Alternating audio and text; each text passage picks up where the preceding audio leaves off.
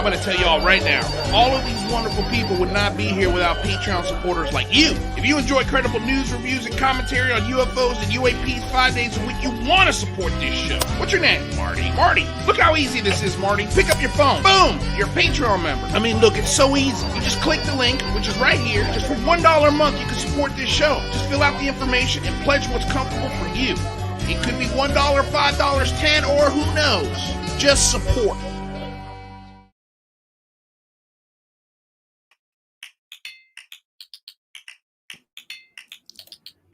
Hello and happy Friday. I'm glad you're all here for the Unidentified Celebrity Review. It's going to be a very interesting show today. We'll be talking special access. No, not to Lou or this show, but instead government special access programs. Britt from Wonderland will be here to help us make some sense of them. But first, I want to touch again on the galactic modem idea. I mentioned radio networks and gravity wave communications here before. But what about the holy grail of interstellar communication?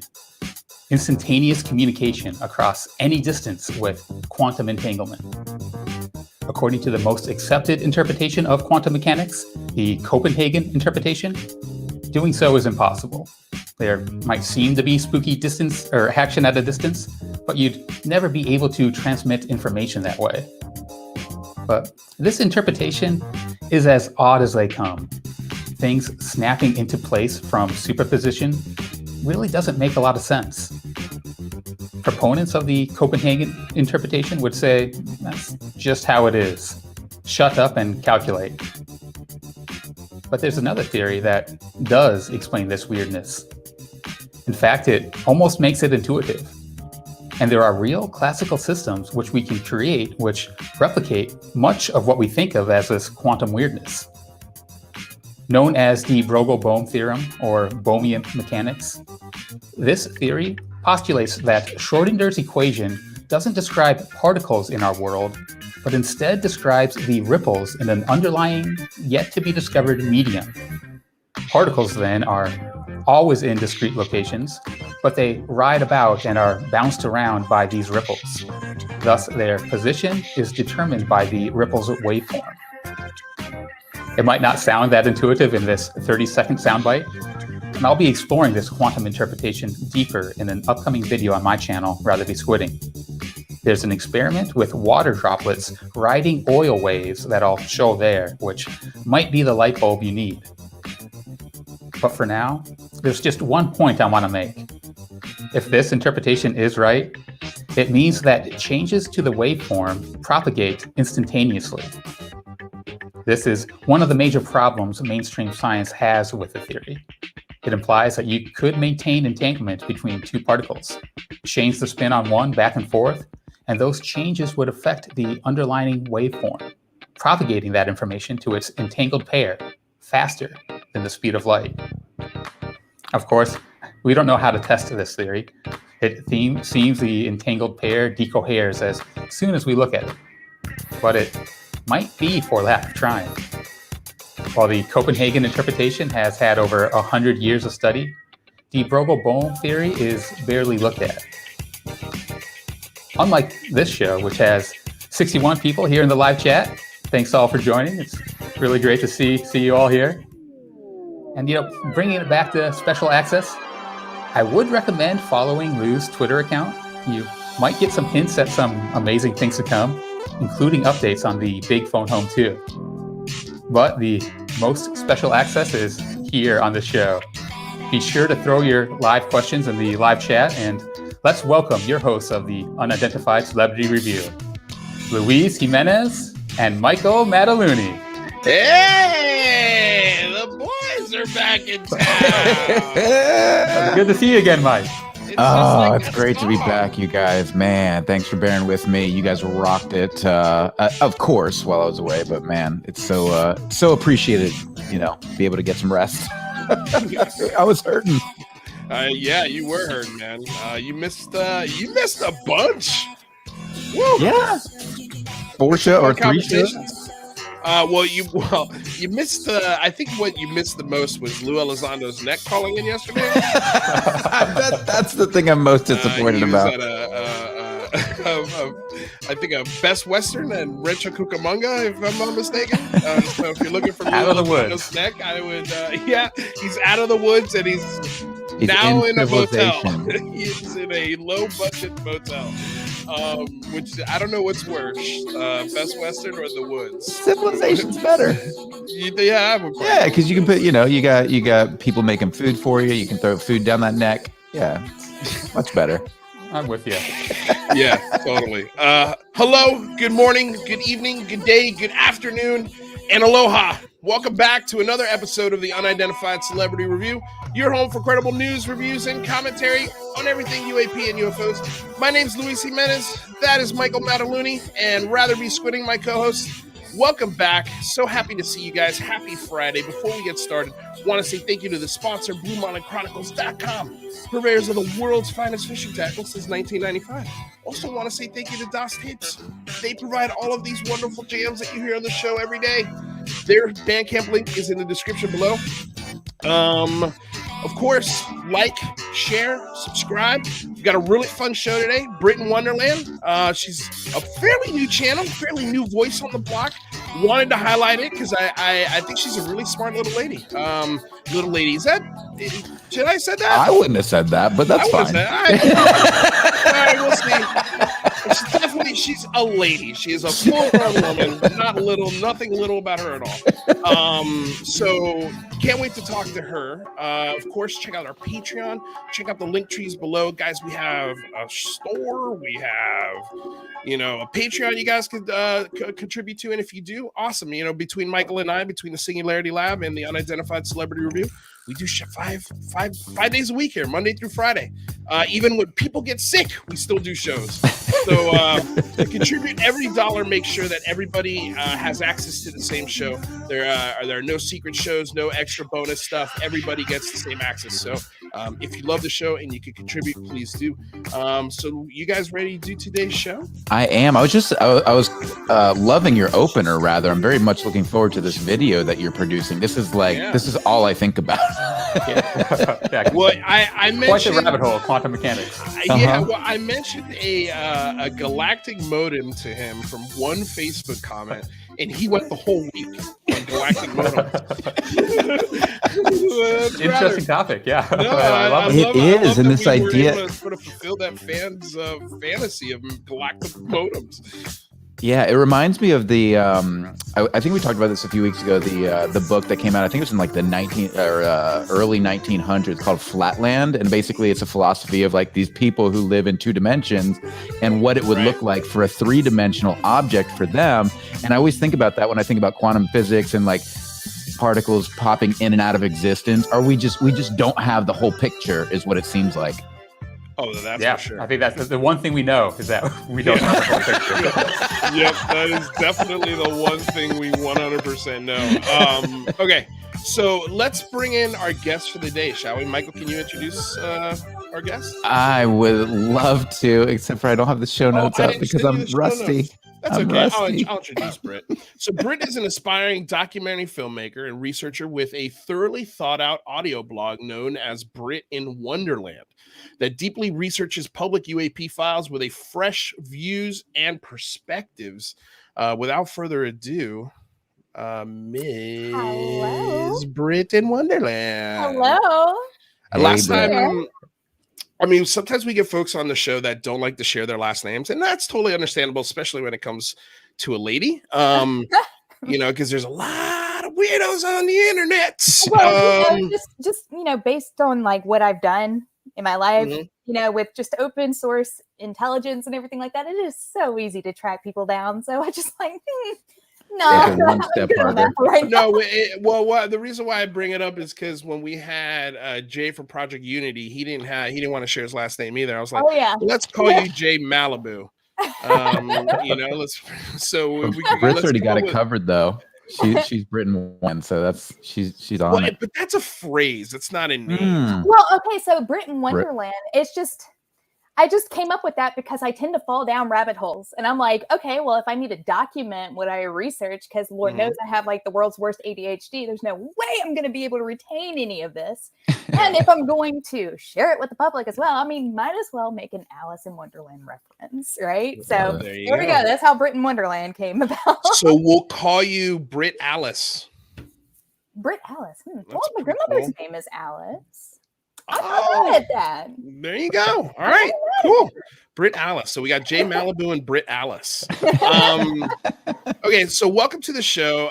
First of all, I was reminded we had we didn't have him on recently, but Vinny in the comments from the disclosure team over in the UK, he'd mentioned in the comments, oh, Britt in Wonderland is doing killer work. Actually, was he was on the show, right, when he said that? I think Jay said that in your interview. I know Jay. Jay from Project Unity. Jay Malibu. Oh, Jay Malibu. Jay Malibu said, I'm confusing Jay Malibu and Vinny, and I think Vinny backed it up in the comments. Aw, thanks, Vinny. I appreciate that. I was like, yeah, I totally forgot about Britt. Not that I forgot about you, but I was like, it was a nice refresher. Oh, I need to go look at her stuff again. And so then I did. I was like, okay, yeah, we need to invite her on the show because you've reached out to me on Twitter and you asked me these really wonderful questions where I was just like, Did I? sorry, I don't know any of the answers that you want. You are totally asking the wrong person. And she was so enthusiastic about it. It was so funny. I just have 1,000 thoughts go through my mind. And I'm like, who do I ask? Okay, well, I'm just going to hit up everybody that I'm following right now and see if they can give me an answer. And it was hilarious. And so, yeah, so I loved your enthusiasm. And then I started watching your channel. I was like, okay, this girl can give us some knowledge on the Wilson Davis documents, maybe an opinion, maybe she's dug into it. And the Wilson Davis documents, boy, it is a point of contention in this community. I mean, it's like, if you don't buy it, you're a pariah. If you kind of buy it, you're like an idiot. It's like, there's got to be a poll today related to that, Lou? I didn't. You know what? The poll has nothing to do with anything. Again, I wrote this. So today's poll is favorite breath mint: Mentos, Tic Tac, Double Mint gum, or Altoids. Nothing even funny in that poll. It was just, honestly, that's all I could think of today. You had 3 less hours to prepare than usual, so it's a Friday poll. It's a Friday poll. I did, and I also did an extra show this week, so sorry if the polls are lacking. So far, Tic Tac is winning. We got Zach Saichi in the house. What's up, dude? Oh, by the way, we're gonna have Zach Saichi on next Wednesday, man, and we've got a very interesting conversation that we're gonna have. He's writing a book, I heard. He is writing a book. Yes. He is writing a book. We're gonna talk about that too, I hope, a little bit. So yeah, we also got Jazz on the house. What's up, Jazz? Just want to say hi to some people: Zofa, Akashi, Chris, Witness Citizen, all of you guys. Thank you so damn much for being here and backing up the show. Do me a favor, share the channel, share the show, tell everybody we're live. We're live. Okay, so Britt, I guess let's start with first of all, let's do this. How did you get into this topic? I know you had mentioned in the pre-show that you had personal experiences, so I have a feeling maybe that was sort of the avenue. But if we want to get into that first, if that's where we go, that's where we go. If not, we could save it toward the end of the interview. But where do you want to begin with this rabbit hole, I guess? Well, I mean, we can talk about how I actually got into it for sure. It's not that exciting whatsoever. Just basically, I am the definition of a neckbeard. So, like, I play video games. I'm on my computer all the time. I watch Asmongold, right? And I just, I was playing Final Fantasy 14, and I was watching Asmongold while I was playing because, like, he's doing his thing or whatever. And he did a live stream covering the UAP topic 60 Minutes. He was reacting to the 60 Minutes episode. And I was like, no shit. That is wild. So I'm just sitting here and I'm listening and I'm just watching. I'm like, what? It's the first thing I do is like, while I'm watching this, call my mom. I'm like, Mom, aliens are real. And she was like, excuse me, because like the funny thing about that was literally just like a week ago. She said, Brittany, I swear, if there's one thing that happens in the world, if I find out that aliens are real, I'm done. I'm gone. You'll never see me again. I'm like, Where's she gonna go? Yeah, I mean, up and away. unless she's an alien with a spacecraft that she can take off in. Now, one thing Is there that my somebody mom to used to tell tell me all the time was that obviously I came from another planet. She said I am a space cadet. She said there's no way I came from this planet. So I mean, Mom, what are you trying to say? Maybe she's Say, Mom. real quick. Thank you so much for the $4.99 super sticker, Sean Reich, witness citizen. Thank you so much. He's going to be part of the Big Phone Home, so can't wait to have him here. Okay, so Britt, possibly an alien.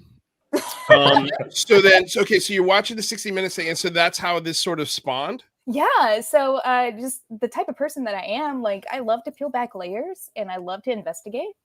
And so I was just like, okay, that's what exactly I'm going to do. So, for the first month, I want to say this is about a week after the 60 Minutes episode came out.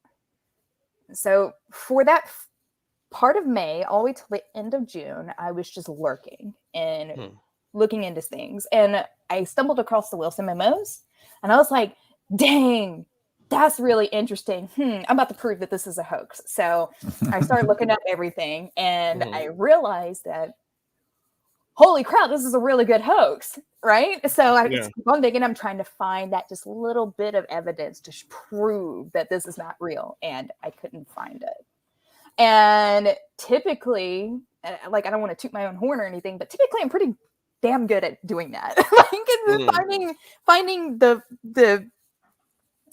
what's the good word for it? Just finding this inaccurate stuff to prove that this is not anything to really worry about. I couldn't do that with the Wilson Memo. So that really got me into it. I was just like, whoa, this is crazy.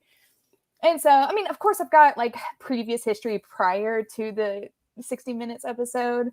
I mean, whenever John Podesta's email came out, I'm sure anybody at the time when they first came out, the first thing they looked was for UFOs. I don't care who you are. That's the first thing you typed in was UFOs into WikiLeaks. So, I mean, I've got some experience in that and, ancient aliens and all that stuff, growing up as a kid. But I wasn't nowhere near as deep into this rabbit hole as I am now. Yeah. And I have to blame Asmongold for that. Thanks, Asmongold. Who's Asmongold? Asmongold is a World of Warcraft Twitch streamer, very popular. He went over to Final Fantasy 14 recently. I don't know if he's doing World of Warcraft again or not. Because I haven't been playing MMOs since then. Well, I have been playing Black Desert, but anyway. Beside the point. Boy, every nerd's head just exploded, with the Final Fantasy and MMO talk. Like, oh my God. You guys have no idea. Like, I have spent way too much. Do you see this Final Fantasy poster right here? I got that when I was working at GameStop.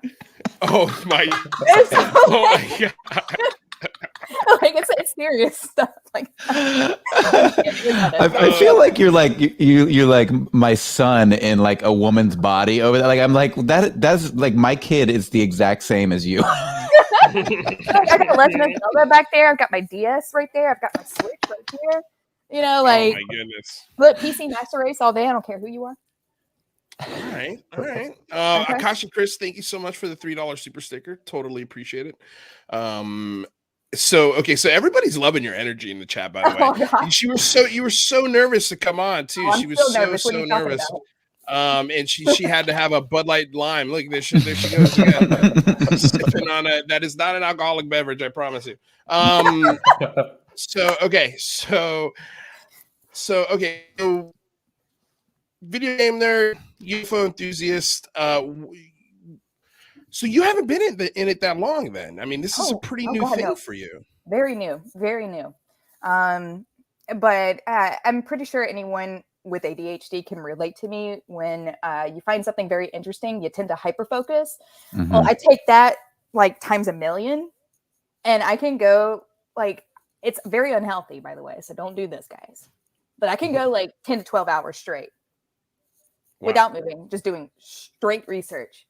And when I first got into this, especially whenever I got into Twitter, right? Because my inference handle, that's the first time I ever went like public and started interacting with people on Twitter. I've got several handles, all separated based on interests.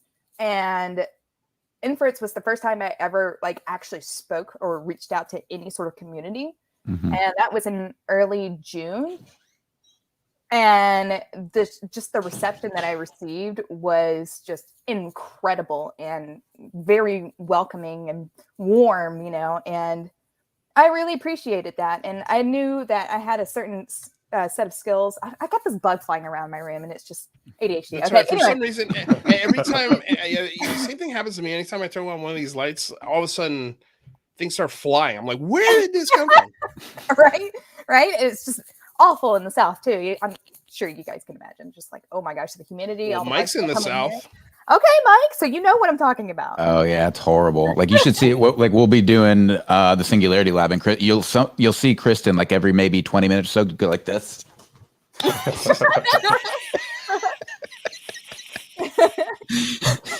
Is that why she shuts off the camera every 20 minutes?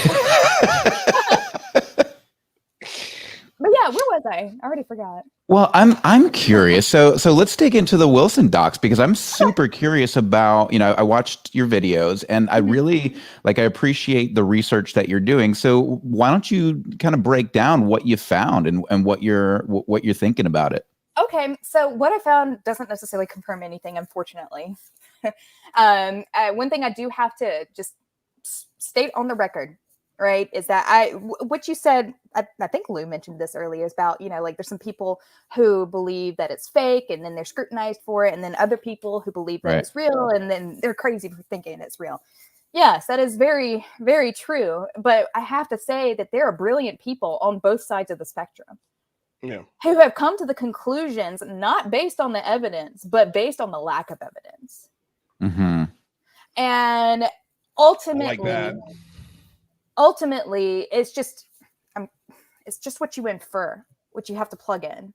John Greenwald, for example, everybody knows about his skepticism and everything like that. I think it's brilliant. I think what he's saying is absolutely fantastic. I don't necessarily agree with it, but at the end of the day, he has just as much, if not more, probably more knowledge about the Wilson memos than I even do. So the thing is that I can't hate him for being skeptical about it. I mean, he's got a good point. And he's also got a pretty damn good resume too. Exactly. And so it's just at the end of the day, it's what he inferred due to the lack of evidence. Right. Not necessarily what the evidence suggests. And so, it's kind of like, well, what is it specifically that makes you think it's, well, let's do it this way. Okay. What makes you think it's real versus what makes you think it could be fabricated? Okay. So I went down my little deep dive because, I've always had this saying, this stinking bug. Okay. I've always had this saying that the money trail leads to the pot of gold. And so whenever I'm trying to dig into something that's I don't know, military related, where money's going and everything like that, the first thing I do is check out DoD contracts, the audit, so on and so forth, because money tells you a lot. Right. What you're spending tells you a lot. So I was just like, you know what? We know about an audit investigator in the memos. I wonder if there's any sort of documentation, possibly from the DoD IG or from the GAO. I went down there and I found just some evidence potentially supporting that the BIGOT list is real. Mm-hmm. Because it's just like this, I believe it's 1992 GAO document stating that, there's this special access program that has about 800 people. It's the smallest one that they could find, has about 800 people. And I was just like, that's mighty interesting. But the other interesting thing is that the audit investigator was not able to necessarily state everything that he was able to research. The timeline matches perfectly just about. And I was just like, whoa, that's crazy. So you've got all of these little coincidences. And honestly, that find right there just kind of well, I wouldn't say it wasn't the, a nail in the fence, but that right there, among other certain coincidences, kind of just lean me towards the more believer side. I'm still almost right there on the fence, but like, let's say this is the fence, this is the believer side. I'm like right there on the believer side. 51-49. Is there any specific discrepancy you have, like versus John Greenwald's interpretation? Is there anything specific that you guys differ on? Well, he thinks it's just more of like a script, movie script. I mean, my thing is, I thought that was his kind of. I thought he kind of said that in jest a bit, where he's like, "Oh, it's a movie script." He devoted an entire show to it. Right. But I thought, I spoke personally to him as well, and he went into depth about it, and like what companies were doing at the time in order to garnish attention. I mean, he's not wrong about that. He's not. My thing is that a movie script, no matter how brilliant the writer is, typically there is some flaw to it. There is some inaccuracy to it. And to me, this is too damn accurate. And then let's put the memos to the side and look at the events that followed before the memos became public to everyone. You can look at Greer and what he said about Admiral Wilson. You can look at Dr. Mitchell. And Dr. Mitchell, I want to say in early 2001, was just like, no, I'm done with Greer, because Greer was being Greer. and Dr. Mitchell did not like that Greer was taking advantage of his name. So he was just like, I'm done. X-nay on that dude, right? Skip ahead a couple years later, I think it's in H Plus magazine, and Dr. Mitchell was just like, I believe like one of the interviewers was talking to him about Greer's like involvement. I'm not exactly too sure.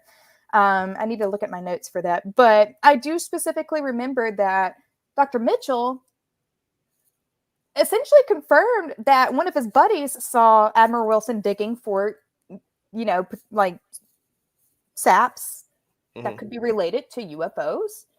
And how I thought about that, this was what got me over the fence, by the way. How I thought about that was, okay, if Dr. Mitchell was completely done with Stephen Greer, why would he play along?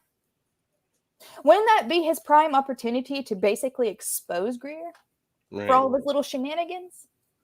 Why would he play along? Now, there might be some information that I'm missing. Again, like I am very new, so there is some that's okay. little tidbit of information. It's a good question to ask. It's a good question. It's a fair question. Like this is the reason why I couldn't necessarily 100% agree with John, because despite me thinking that like his theory is a good theory, there's just like this little bit of information. And then, you start digging through the GAO doc and then you realize like how bad it was with like transparency within the DOD and Congress. Oh my gosh, it was awful. Yeah. You start to realize this, and you're just like, dang, dude, these things might be real. I'm just saying. Real quick, rather, I'll let you talk after I read this. John's in the chat.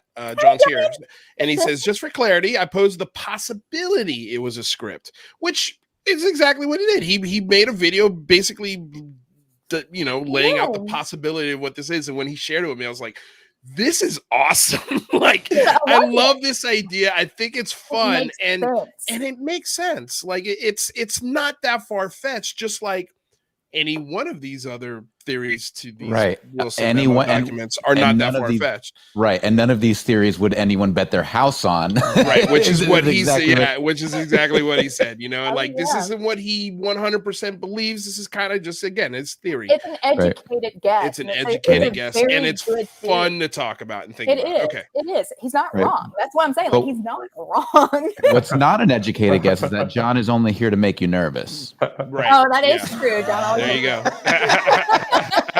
What do you got, rather? I think that there's a real possibility that everyone's kind of right here, right? Like, I mean, if you look at the memo documents, it's kind of written like a script. It's not written like anyone I know would take notes of a situation. It's very script and performative form. But, on the other hand, we also know Wilson actually came out and said that he met with Dr. Mitchell and that they discussed SAP programs. To me, it seems very possible that this is kind of a script, maybe a hypothetical situation, but that all the details are actually real. And maybe this wasn't for a movie. Maybe this was some way to potentially try to get around, leaking details or something like that. But I think it could be not literally happen the way it said it did, but the details could all be correct.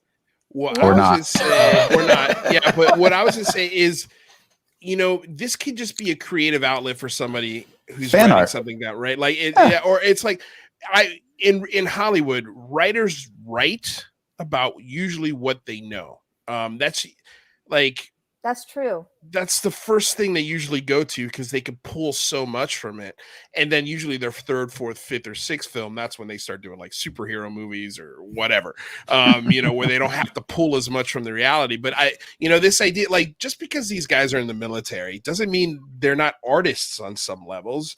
And that maybe they don't have, they don't creatively write for fun just to put it on paper and who knows, possibly sell the idea as a show, pitch it as a TV show or a film. Like, could you, like, if I was an executive and I read these Wilson Davis documents and it was pitched to me like a secret file, that would be cool. Like, I might greenlight it. But yeah, what do you got?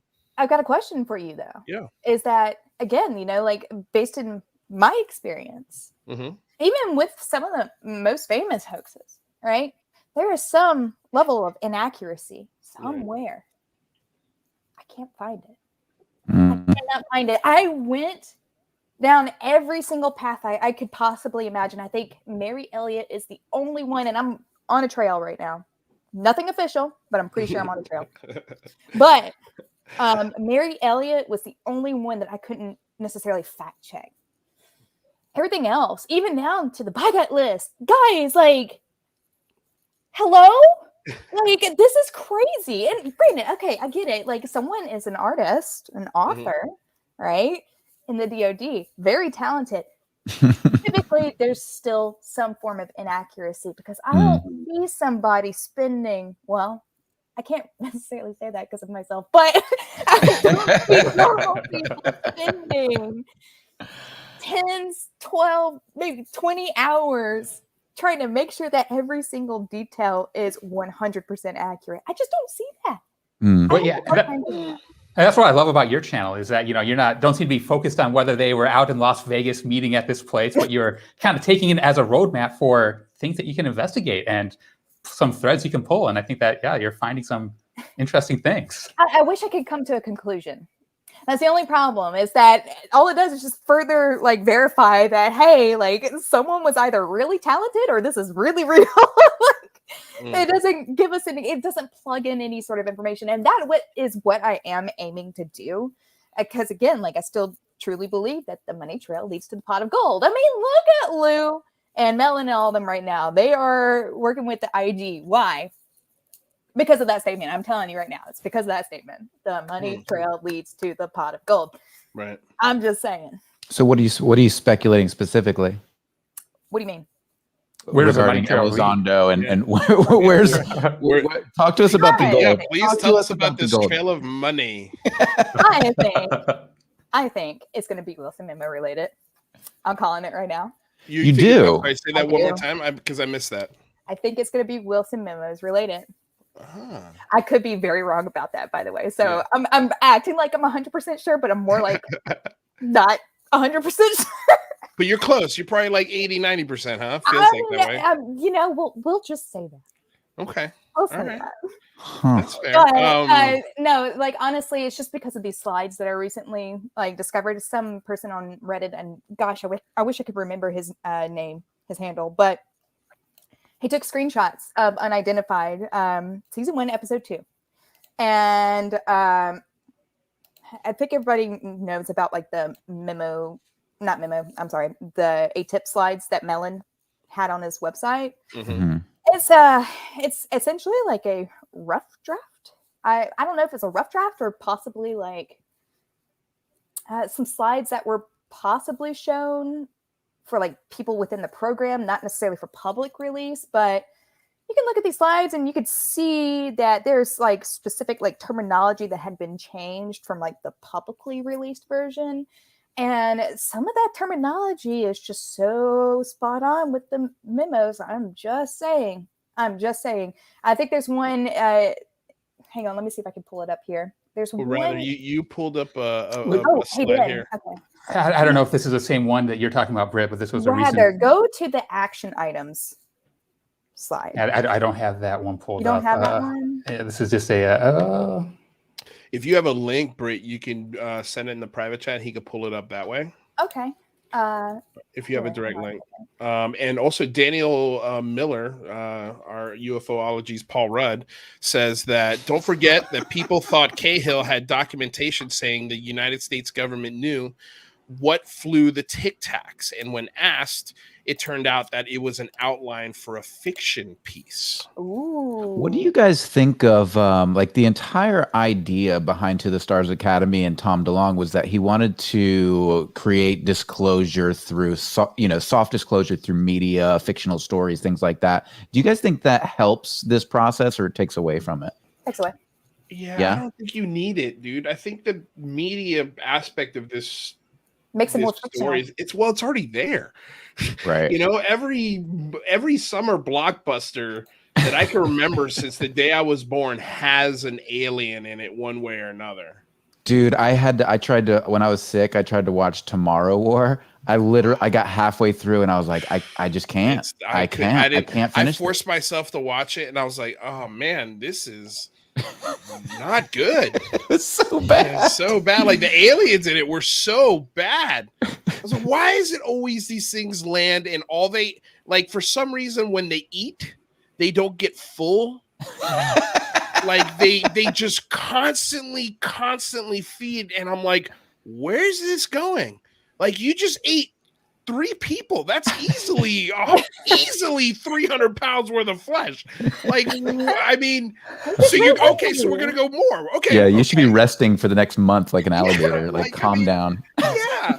Like, don't they go into hibernation or like, none of these things. They always got it's like, okay, so what's the purpose of this alien? Just to eat and destroy every living thing that moves? Well, I actually found it was spoiler alert, but that actually weren't aliens. My son actually gave me the M Night Shyamalan. Oh, is there an M Night Shyamalan? Well, let me guess. Yeah. It's us from saving us from us. No, close your ears, everybody, if you're still going to watch the movie, but spoiler don't. It's alert dumb. For Tomorrow War. But it ends up being, and at the very beginning, he's like, talking about science, and at the end, it was basically the ice caps were melting because of climate change, and these were ancient beings from the earth. These are like ancient dinosaurs or some shit. I understood it as they had crash landed here in the ice. Yeah, a long time ago. And maybe that's it. But it was okay. Maybe that was. I thought there was something more like even a deeper level than no. Okay, so I did understand the movie. Okay, good. Like I was hoping, but I didn't watch the end. This was my son was telling me. He's like, if you don't want to watch it, here's the twist. Yeah. I don't know if your son understands twists. I didn't find that a twist at all. Anyway, let's reset the room real quick before we get into these slides, shall we? We shall. Thank you guys so much for joining us today. If you are somebody who likes to talk about UAPs, UFOs, and you love the idea of having a community surrounding you who supports you in doing that, all you got to do is make sure you click the subscribe button, click the bell so you know whenever we go live. We're live here 5 days a week, Monday, Wednesday, and Friday here on the Unidentified Celebrity Review, and Tuesday and Thursday at the Singularity Lab.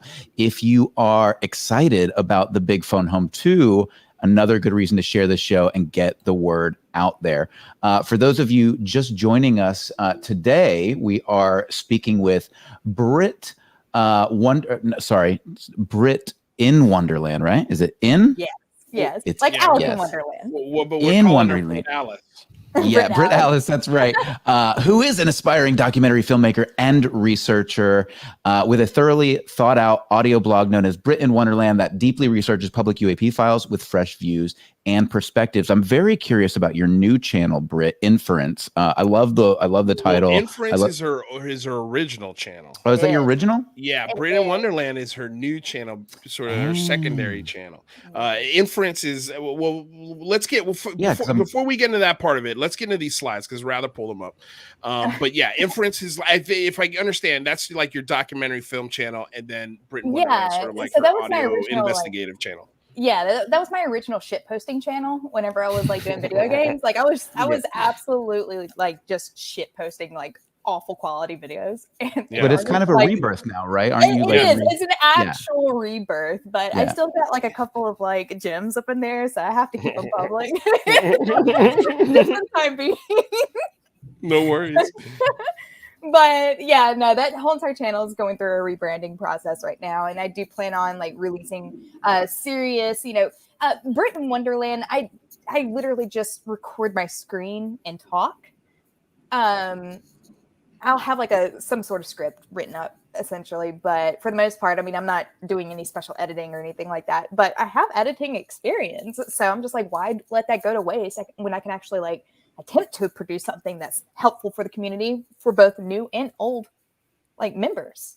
Right. So that's been my goal essentially, and it's just something to give back to the community because the community has been so warm and welcoming to me, and I just want to give it something back. That's awesome.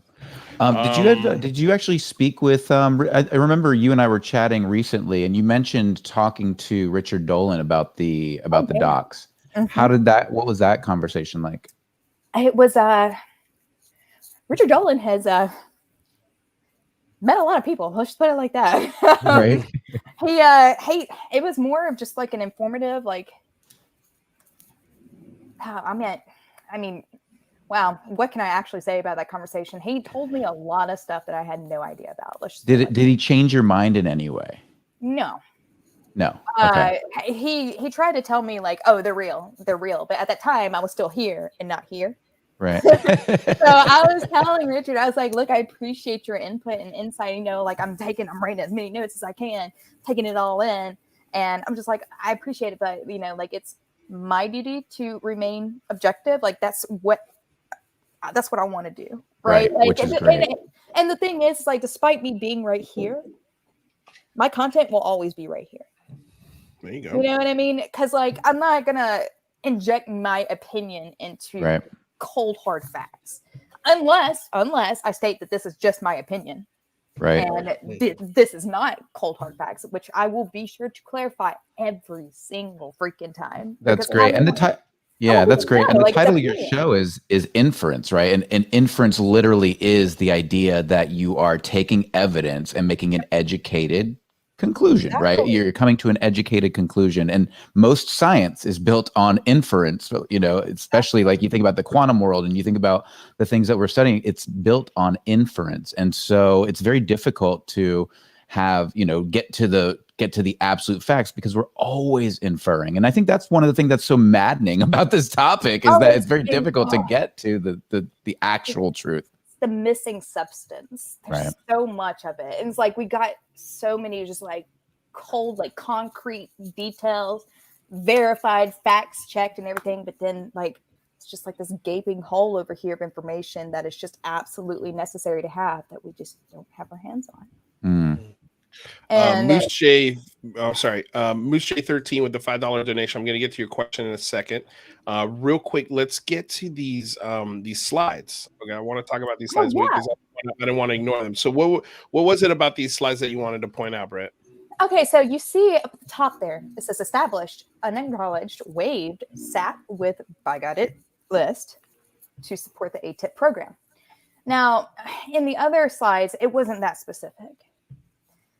This one in particular, it's almost as if it's just like they're screaming Wilson Memos. And like, I see this, right? Like everything about that screams Wilson Memos. And so I see it like there was like some sort of like plausible deniability with like the original version of the slide, which I believe was the purpose slide. But when you look at this, you see this and you see like even more of these words, just so specific. Like while there is still some plausible deniability, at the end of the day, damn, dude, that's mighty specific. That's mighty specific, right? And we're talking about UAPs. I mean, come on. Okay, like, yeah, sure. They could be talking about something else, but like, come on, just be in our shoes for a second. We sit here and we look at this, we're like, yeah, that might be Wilson Memos that they're talking about.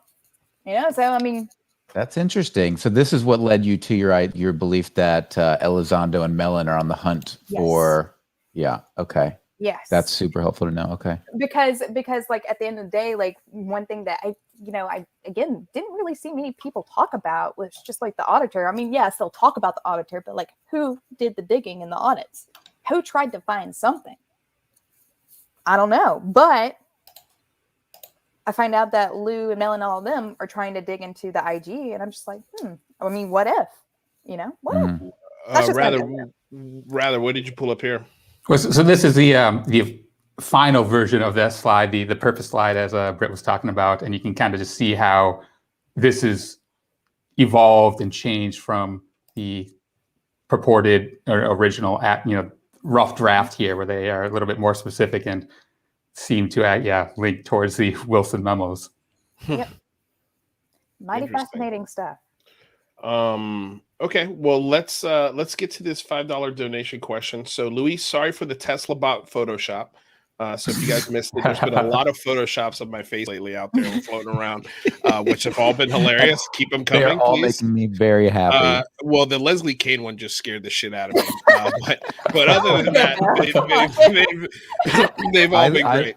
I liked the Corbell one. That was great. The Corbell one is good. I think my favorite one, though, that Corbell one kind of scared me too. But the Luis Zamora one, I think, is hands down my favorite one. So I love that. Yeah, that's just beautiful. There's something gorgeous about that. Yeah, there really is. So Britt, loved the video. Would love to see you look into Dulce bass. It's a little woo. I'm okay with woo. I'm okay with woo. But woo might not be okay with facts. I'm just saying. Fair warning. She's giving you the shot across the bow. And that's not just me saying that. Like, like facts. I mean, we're talking about what we got, not speculation. You know what I mean? Yeah. So if I do some woo stuff, I mean, like I said, I am down for the woo. All right. Do not get me wrong. In fact, if we ever get into it, my little experience is definitely wooey. So I'm down with the woo. We actually left the last 15 minutes for your woo. Okay. So we're gonna get into it right now. Right now, I want to say hi to Christina Gomez. Christina, do you have a show today? I think her Lou Elizondo interview got postponed. Maybe she could clear this up for us, because you were saying it got postponed. It looks like she's saying it's due to weather. It looks like all right. Reddit has their own conspiracy theories, but they might not be accurate. Please confirm for us, Christina Gomez, is Reddit accurate? That's a great poll question. I know she was scheduled for 9 tonight. I don't know. Yeah. Was that the Lou interview? I think so. Christina, if you've got a show tonight, tell us what time and what's going on in the link, and give us a link in the chat. Matthew Riot with a $4.99 super chat. Thank you so much. He says, "Gotta bounce and get ready for the weed show." Great stuff, ladies and gents. All right, well, have fun at the weed show, Matt. Yeah, dude. This guy, he hit me up in Discord. Discord. The brain's coming back, guys. It's gonna like. But yeah, he does a podcast on all this, like these crazy marijuana, like the dude deep in it. Wow. Yeah. I didn't know that. Now you know. Did not know that. Well, now I know. Now you know. Okay, so Christina says, I don't have a show due to Lou being stuck at the airport. Bummer. All right. Well, go check out her show anyway. Yeah, subscribe. Absolutely. Okay, so Britt, let's go ahead. So what happened? Tell us about your experience. Oh my gosh. Okay. How do we get into that? Okay, so my experience has nothing to do with the reason why I got into this, but like as I've gotten into it and started to explore the woo side, I'm like, dude, I totally had a woo moment. Totally. I had multiple woo moments, actually. So when I was in college, I was a cheerleader, I was a dancer, and I did all of that, right? You were a cheerleader?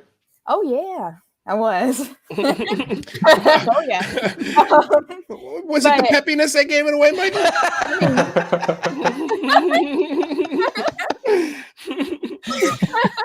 But yeah, no, I was a cheerleader in high school, but then like when I got into college, I was a dancer on the dance team, right? And so like we would work out a lot, and just with the dancing and the classes combined, I mean, it was about 6 hours like every 3 days of just straight working out, right? And like in between that, we would have to practice like meditation and yoga, right? Because yoga is just great for like your core strength. And so while I was doing this, man, this is when Woo Fest happened. All right. So I had several dreams where like these higher beings came and talked to me and told me about like some unanswered questions I had about life in general. And I, in fact, met my higher being, myself, right? Ooh, And your higher self. I met my higher self, and my higher self was just like so not surprised that my happy ass popped up in the astral plane. Oh my gosh, that's right. I never heard of the astral plane before until my dream. And then when I woke up the next day, I was like, dang, I wonder if that's real. And I typed in astral plane and sure enough, popped up. All right. So I'm freaking the F out. All right. I'm actually freaking the F out. What did your higher self say to you? Oh man. It was more okay. So well, I wanted to know the questions that you had. Okay. So the questions that I had was mostly pertaining to like my purpose in life and like what am I doing here? I had a lot of struggles in which is how I am. I'm a little eccentric, right? And there's a certain part of me. Oh gosh, do I really want to get into this? Okay. There's a certain part of me. I'm a little insecure about like just like trying to educate people and like let people in on my personal views and like spread knowledge, I guess. And it's always been a struggle because like, unfortunately, like the people who have surrounded me growing up never took like things that I ever said seriously or never thought that anything that I said had any sort of merit or value. Right. And I always felt rather insecure about that. And so, and this wasn't necessarily pertaining, like the question I had wasn't necessarily pertaining to that insecurity, but more how to deal with these people, because these people are people that I care for, people I love, you know, but they're making me miserable. It's a very toxic situation. And so it had a lot to do with that. And then my place in life and like, you know, like if people, like what I want to do is educate and, you know, teach people and get people interested in some of the things that I'm interested in. And she was just like, girl, you tripping. Be yourself. Because that was the biggest problem with me was that I was never myself. I always wore a mask trying to fit the certain image that I'm not. Right. And so essentially she just laid down the law, said, be yourself. People will love you for it. And they do. You should see the chat lighting up. Really? Yeah. No, that's. Look, I'm glad you met this higher being because I wonder. I don't know if I'd like you if you didn't. I don't have the chat on because, like, I'm actually like really terrified of being on live chat right now. So I'm sorry, don't be terrified. guys. Great, great. Yeah. Of course, there's a couple of men in there. You know, that's typical. But yeah, no, everybody loves. Yeah, in a UFO chat room. Really? Get out of here. This is not full of women.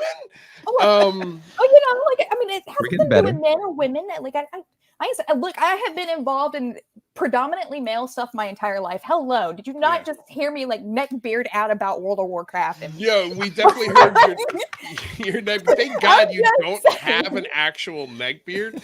That would be very awkward. But if it was her true self, you let her be. You let her be, Louis. Sure. Well, listen, if you don't want to shave for the next 3 weeks and come show us your neck beard during the big phone home, please do. Thank you. Exactly. We'll open the doors. We'll open the doors for you. But no, hey, I appreciate you sharing that, you know, because I think a lot of people in this community are afraid to show their vulnerability. And I think their vulnerability does the topic so much justice. I think some of the best answers we've ever gotten are from when people are being insanely vulnerable and honest, you know, so thank you for that. I agree. And, you know, like the thing is that what I told you was a very small summarized version of like everything that I've experienced. Like there's been times when I was, I used to partake in the marijuanas when I was in college as well. All right. So there was time when my buddy and I were out on the sunroom smoking bowl. And we were discussing, what the heck were we doing? It was some philosophical like life discussion, some metaphysical discussion, right?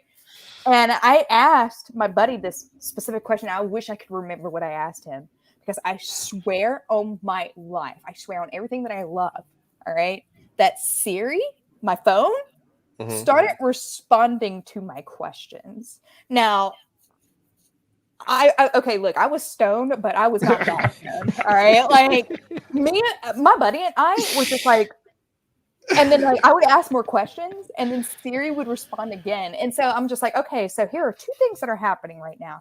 Either my phone has been hacked, and this hacker is playing like a great joke on us, which, by the way, please stop, or something has intercepted my phone and is responding to us right now.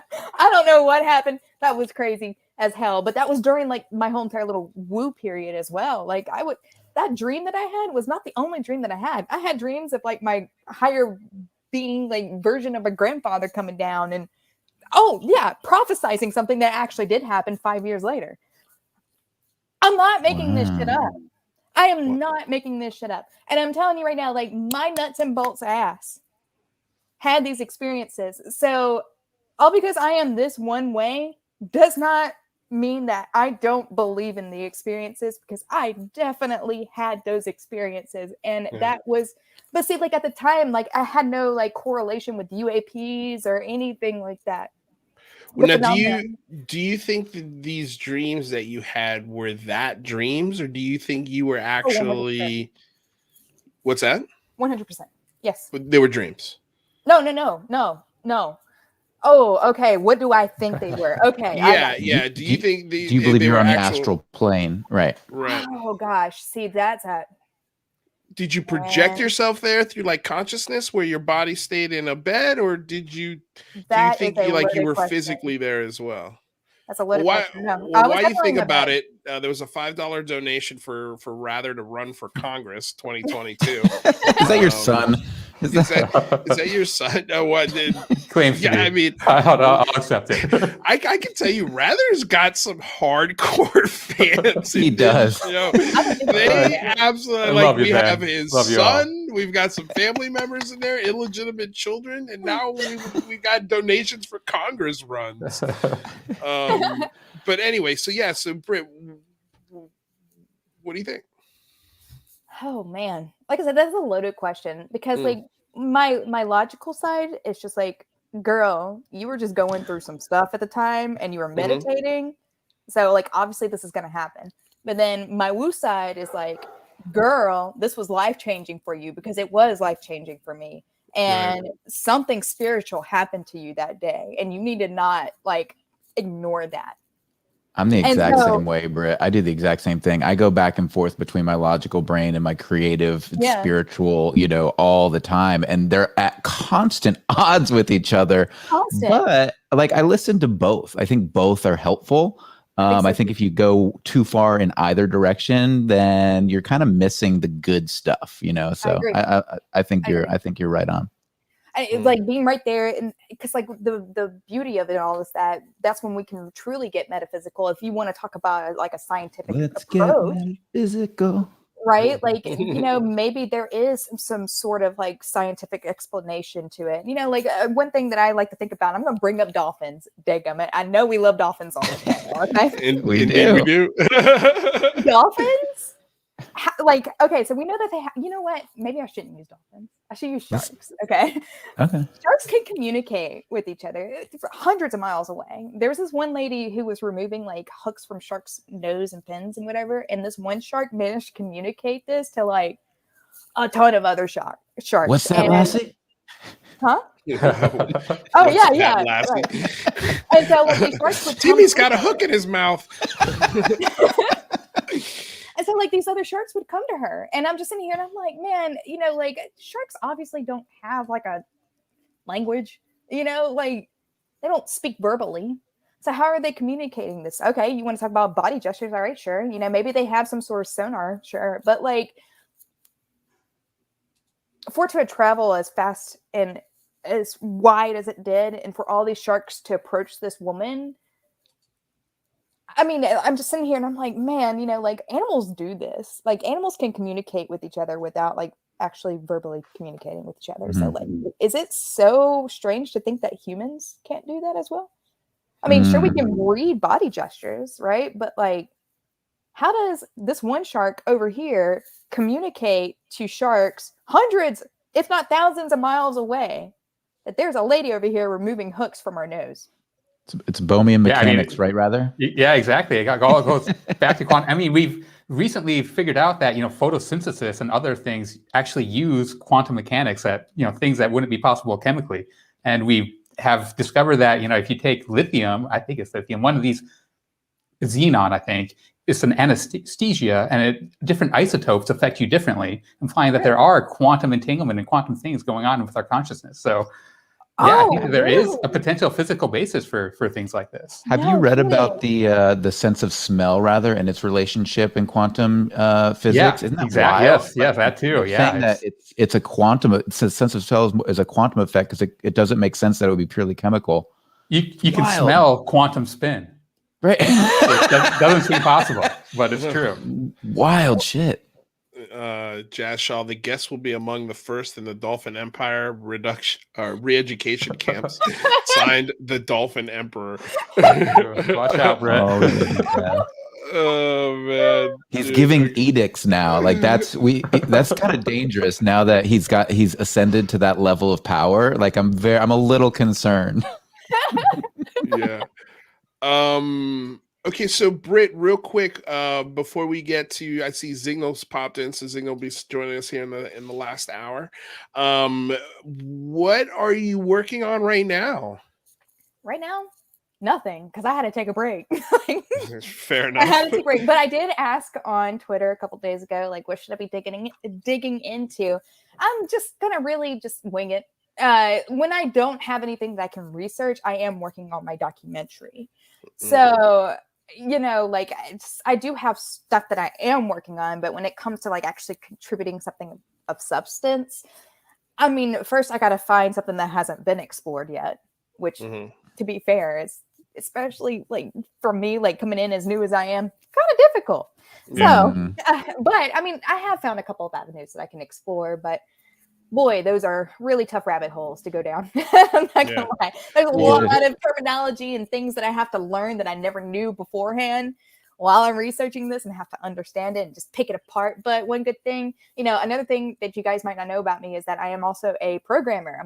And that's how I make my living, is like developing programs or websites or whatever. And one thing that we're really good at doing is peeling back the layers. Right. We're really good at doing that. So I just apply what's natural to me and just do it. But sometimes, especially with the government stuff, I'm not going to lie. When I went down this GAO rabbit hole, I learned a lot more about the government in that past week than I did in my entire 30 years of living.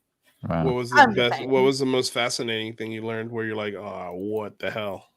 The lack of transparency within the DoD. Absolutely 100%. That on its own is such a big story that people in the UAP community need to focus on, because that gives us talk about the money trail that you were talking about, right? Yeah. Like if the DoD can lose $1 trillion,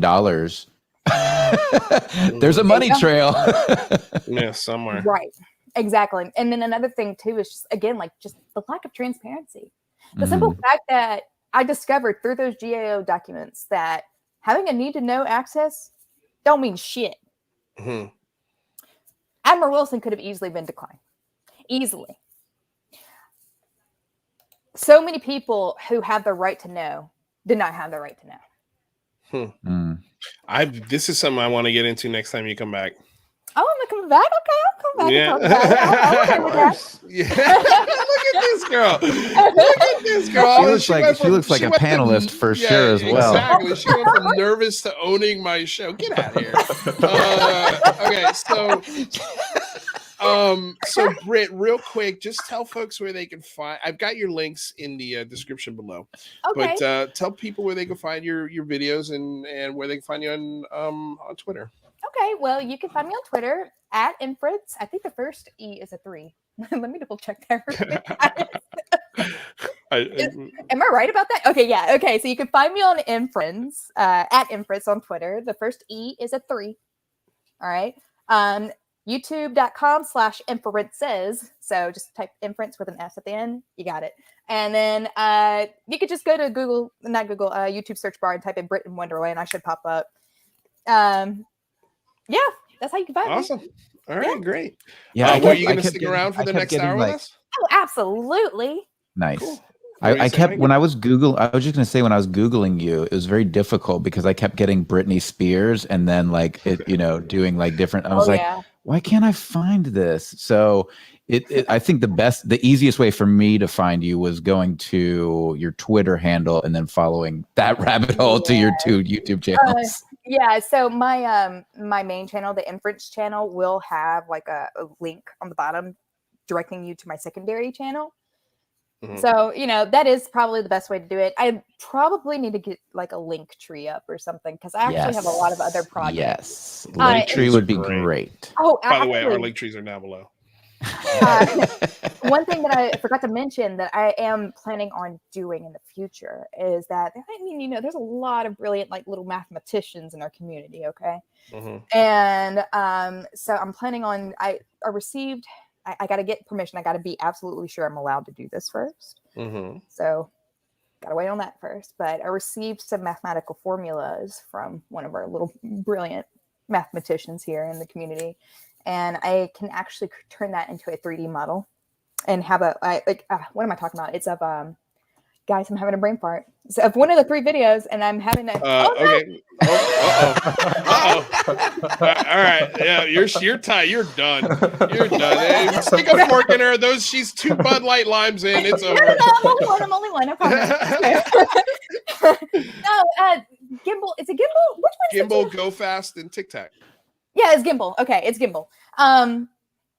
He did the math basically, and I could just take that math and turn it into like a 3D simulation. Mm-hmm. And I'm planning on doing that. Again, I got to make absolutely sure he's okay with doing that first. Of course, he's going to get all the credit for doing the math because my happy butt cannot do that. But it should give the audience, if I'm allowed to do it should give the audience a 3D perspective, and you can like zoom in and see like exactly what the plane was doing whenever they were hovering straight towards the craft and everything. Cool. It should be, and you can swap between like a 3D and a 2D view. So like if you're watching it in a 2D view, it'll zoom back into 2D and it'll show basically the gimbal video itself. But then when you zoom out to 3D, you can like steer your camera, and you can. That's like a project I have in the back of my mind that I want to do once I'm done with all my other thousands of projects. Yeah. But if I get permission to do that, that's something I definitely want to do. Well, whoever the brilliant mathematician is, please give her the favor to use your math. Like, what's the holdup here?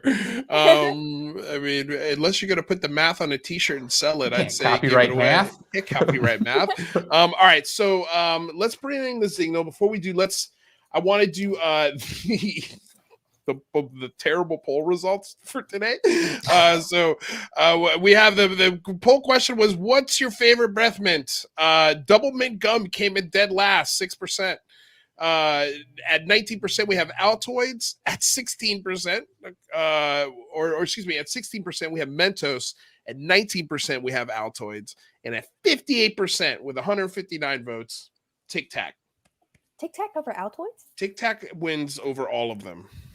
And then we've also got a $4.99 donation. UCR, keep fighting the good fight, boys. Good questions by Mike. I know he's big on the spiritual side, like Bigelow. Doesn't have to be about religion. Thank you so much for the donation. I agree. That's a great comment. Before we get on to the second hour, let's go ahead and play a little word from our sponsor. I'm going to tell y'all right now, all of these wonderful people would not be here without Patreon supporters like you. If you enjoy credible news, reviews, and commentary on UFOs and UAPs 5 days a week, you want to support this show. What's your name? Marty. Marty, look how easy this is, Marty. Pick up your phone. Boom! You're a Patreon member. I mean, look, it's so easy. You just click the link, which is right here. Just for $1 a month, you can support this show. Just fill out the information and pledge what's comfortable for you. It could be $1, $5, $10, or who knows. Just support.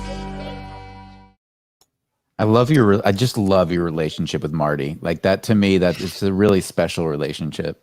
I feel like, well, now people are yelling Marty in the chats, which is also great. Apparently other people love Marty too, so that's fun. Britt, are you mixing alcohol and caffeine right now? I plead the fifth. Wow. All right, maybe you should be working for the government. I feel like you're on the wrong side of the you never know. I might be a CIA agent. Ooh, boy, oh boy! Don't say things like that. I was gonna say, that's a rabbit hole. That's Pandora's box right there. So real quick before we get started with this second hour, you guys don't forget to like, subscribe, share the channel. Don't forget we're a public access show. We provide a show 5 days a week between Michael and I. Singularity Lab, the Unidentified Celebrity Review. So if you love programming like this, please donate to the show. We truly appreciate it, and it helps keep the lights on. So with all of that out of the way, let's bring in the Zignal. So the Zignal, dude, he's honestly, I think my favorite person in ufology. This guy checks up on me so many times in a week, just genuinely asking how I'm doing. He's a sweet man. He's an amazing artist. He's a staple in the UAP community. He's best known for his artwork, but he's also known for his deep thoughts on the smash hit podcast, that UFO podcast. Without further ado, my friend Dan the Zignal. Dan, do you ever use your last name? Are you also a not last name user? Oh, I don't mind my last name being out there. Dan the Zignal Zetterstrom. My surname. So I watched The Signal, the movie, the night that I made the account. My story isn't as cool as Britt's. So I was like, I'll just make an account named The Signal, and someone had it. So I thought, I'll just switch the S for my Z then, and voila. Yeah. Voila. I think it worked out nicely. So how are you, man? I haven't seen you since the phone home, like in a face-to-face conversation. We've been, dude, it's been but you know what I was thinking, dude? I said the other day, I think it was actually this morning. I'm like, let's do, because I keep saying last year's big phone home. That's what I keep saying. Last year's big phone home, because it feels like we did it a year ago. But we only did it 4 months ago. Was it only 4 months? Time has gotten weird, man. It's all slippery. People say to me, "What day is it?" And I just make up names now. Saturday. Dude, it's wild, but it feels like a long time ago. But it really hasn't been that long. So, dude, it's good to see you, man. I'm glad you're here to join the conversation. How are you? It's good to see you too. I'm good, man. I'm good, thank you. All things considered, you know, I'm alive. I've got all my loved ones intact, so you know. But now I touched on it. How's Michelle? Oh, Michelle's great. We actually, update on Michelle. First of all, she's in the chat, so everybody can say hello to Michelle. She's good. We just had a doctor's visit. They looked over her MRI. Shockingly, it was like the best news ever. She'll be okay. It's gonna be like 2 or 3 months worth of physical therapy, so she won't be working for a little while. But you know, no pinched nerves, no major no surgery required, essentially. So it's as good as it can possibly get. Oh, that's great. But still a lot of work that she's got to get through. But yeah, Michelle's a trooper, man. You have no idea. You have no idea. But yes, no, she's doing great. So it's all good. Thank you for asking. It's great to hear, man. Well, dude, I've been noticing I knew before you would contribute a lot of questions to Andy's show, and now you've kind of become part of the show a little bit, right? Yeah, I used to kind of help a lot behind the scenes. Yeah. So when Andy started out, he asked me to be on the podcast, and I was just like, yeah, why not? It was my first. Yeah, it was the first podcast I did, and so I'd help behind the scenes. I'd help kind of structure the questions in ways that I'm sure you guys know. You've really got to phrase things in a way that gives people room to answer and not just go, no comment. Right. And then that's it, right? You've got to make sure to say, in your opinion, and little things like that. Right. So I used to kind of help Andy wrangle questions like that. And as time went on, we just became closer and closer friends. And yeah, it's just, yeah, it's great. It's nice to be a part of it, and kind of people say it's helpful, so it's nice to be helpful. I guess. And I'm enjoying your voice on the show because I know your questions are very well thought out, and I think it adds a really cool dynamic to the show. So congratulations, man. I'm enjoying the hell out of it, and I'm glad to see hear your voice now every week. So that's fun. What do we want to get into first? Where do we start? Right. I mean, I've been wanting to talk about Angelia Schultz for the whole week. and she keeps getting pushed back and pushed back and pushed back. I don't think we need to spend a whole lot of time on this story. It's already a week old at this point almost. But yeah, I guess let's talk about it. So if you guys haven't heard, Angelia Schultz is a writer, I guess we can call her. She's a ghost writer. She publishes her own books, and she had a little conference on the steps of the Washington Memorial, or was it the Lincoln Memorial? Lincoln, I believe. Lincoln. And there she had about an hour-long press release telling folks that she's going to a mountain in I think California, if I'm not mistaken. Sierra Madre Mountains. Am I wrong? Didn't write that one you down. could make them up, and I would. Let's go with Sierra Madre. Anyway, so there's supposed to be a base within these mountains, and within these base, there are these higher beings that she's apparently already met, and that she's going to bring people to this entrance of this mountain door with this underground base. And Mojave, thank you, Alex. Pretty close. So she's going to take everybody, press, whoever wants to go. If they want to buy their own ticket and follow her there, they could come and film this whole event. My understanding of it was she was going to do the press conference, and then the next day was going to be the trek to the big mountain. Oh, you mean like old world expeditions where they'd kind of announce they were going and get try on the boat, and then they'd leave? Exactly, you know, and there was around a the world in painter 80 there, days. yeah, you know, that documented the whole thing, and it looks like a Renaissance painting. It's beautiful, and so but my understanding of it, and rather maybe you can hop in here, is that she was going to take everybody the next day. But then I look at her Twitter feed, and the first picture on the next day was of this cat she's taking care of. Well, nobody had their satchels with them, so they weren't prepared to make the journey. Yeah, the press release the prior day said that she would announce her team, and they would be going, I thought, immediately, actually. That's what I thought. Said that the announcement of the team was going to come in a couple weeks. So it sounds not the immediate answer that we all wanted.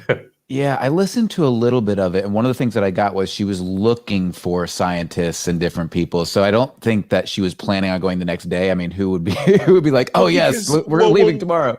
When we had Science Bob McGuire on, and even I saw George Knapp respond to it. He's like, "I'm close to Mojave, I'm down," you know. And Science Bob was like, "Hey man, I'll put together a satchel. I'll meet her up there. I got more than enough time to do it." And I'm like, "Okay, cool." You know, it sounded like he was like, "I'm not sure if I'll have enough time because I got to prepare for this hurricane."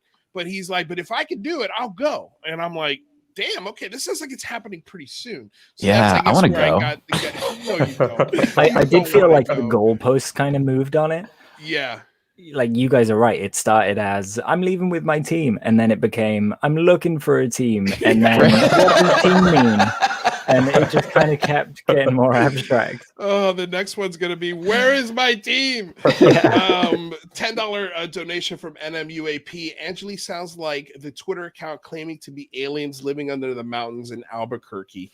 I am sure her story has better than zero chance, but not by much. Yeah, I mean, listen, I am super skeptical. Oh, sorry, go ahead, no, Michael. I put Rather on the screen. Rather goes first. Well, yeah, I'm skeptical as well, but I do think that it's entertaining, and I don't want to totally dismiss the story. Yeah. But I do think that it does almost get dangerous with some of her claims. Like she was talking about the different densities of life, and talking about how we're on the third density, and that the world is having natural changes on Earth. And as it becomes the fourth density, it's going to become incompatible with third density life and experience, which almost starts to seem like it's a little bit, apocalypse eugenics sounding to me. And like, it begins to worry me when, they talk about things like all life ending on Earth, right? Like that's not the type of stories I would want to propagate. Right. It's a house, right? But I mean, I'm just, if that's her belief and this is her, idea, she has every right to share it. But I agree with you, Rather. I'm super skeptical, but, I try to keep as open mind as possible. But man, it's just, I mean, everything about this idea, this story, this journey, this vision sounds, it sounds very creative. It sounds like there's a lot going on in her mind. A young adult and adult fantasy fiction writer. Yeah. I don't think that discredits anyone, though, right? It shouldn't discredit, but she has an imagination, and I think that is important to point out. Yeah, it's enough for us to discredit L. Ron Hubbard, right? So, yep, that's true. Well, but then again, I discredit. As discredited as he is, you should see the churches on Hollywood Boulevard that organization owns. They own some pretty big properties for it being a kooky religion. Here in here in Tampa as well, they own some huge facilities. It's crazy big. Yeah, they don't have any like huge places over here, but I walked past one in London once, and me and my girlfriend at the time were like, should we go in and just do it and just to see what it's all about? But we didn't believe that, like, when we came back together outside, that we would trust that each other was still the person we went in with. I mean, that's a legitimate fear. But I mean, out here in Hollywood, they have the Scientology Celebrity Center where they throw all of their parties. It's literally a castle. It's one of the nicest buildings I've seen in Los Angeles. It's gorgeous, but yeah, I mean, it's guarded by walls, thick walls, and guards at every single opening. It's weird. And I'd be more concerned about it turning into a Heaven's Gate than a Scientology. Yeah, there's some dangerous things that could happen. Indeed. Yeah. Well, the thing that I found kind of strange about it is that she says that she has a long history of writing for government, corporate, academia, news, and media companies and magazines, and she kind of pitched herself as this, a media savvy person. But I found it strange, like she was having questions that you could clearly hear repeated to her by the guy next to her. And then there was, of course, there was a guy, the second guy with the glasses who was handling her wheelchair just became a meme online. Like that, everybody was like, "Who the hell is that guy?"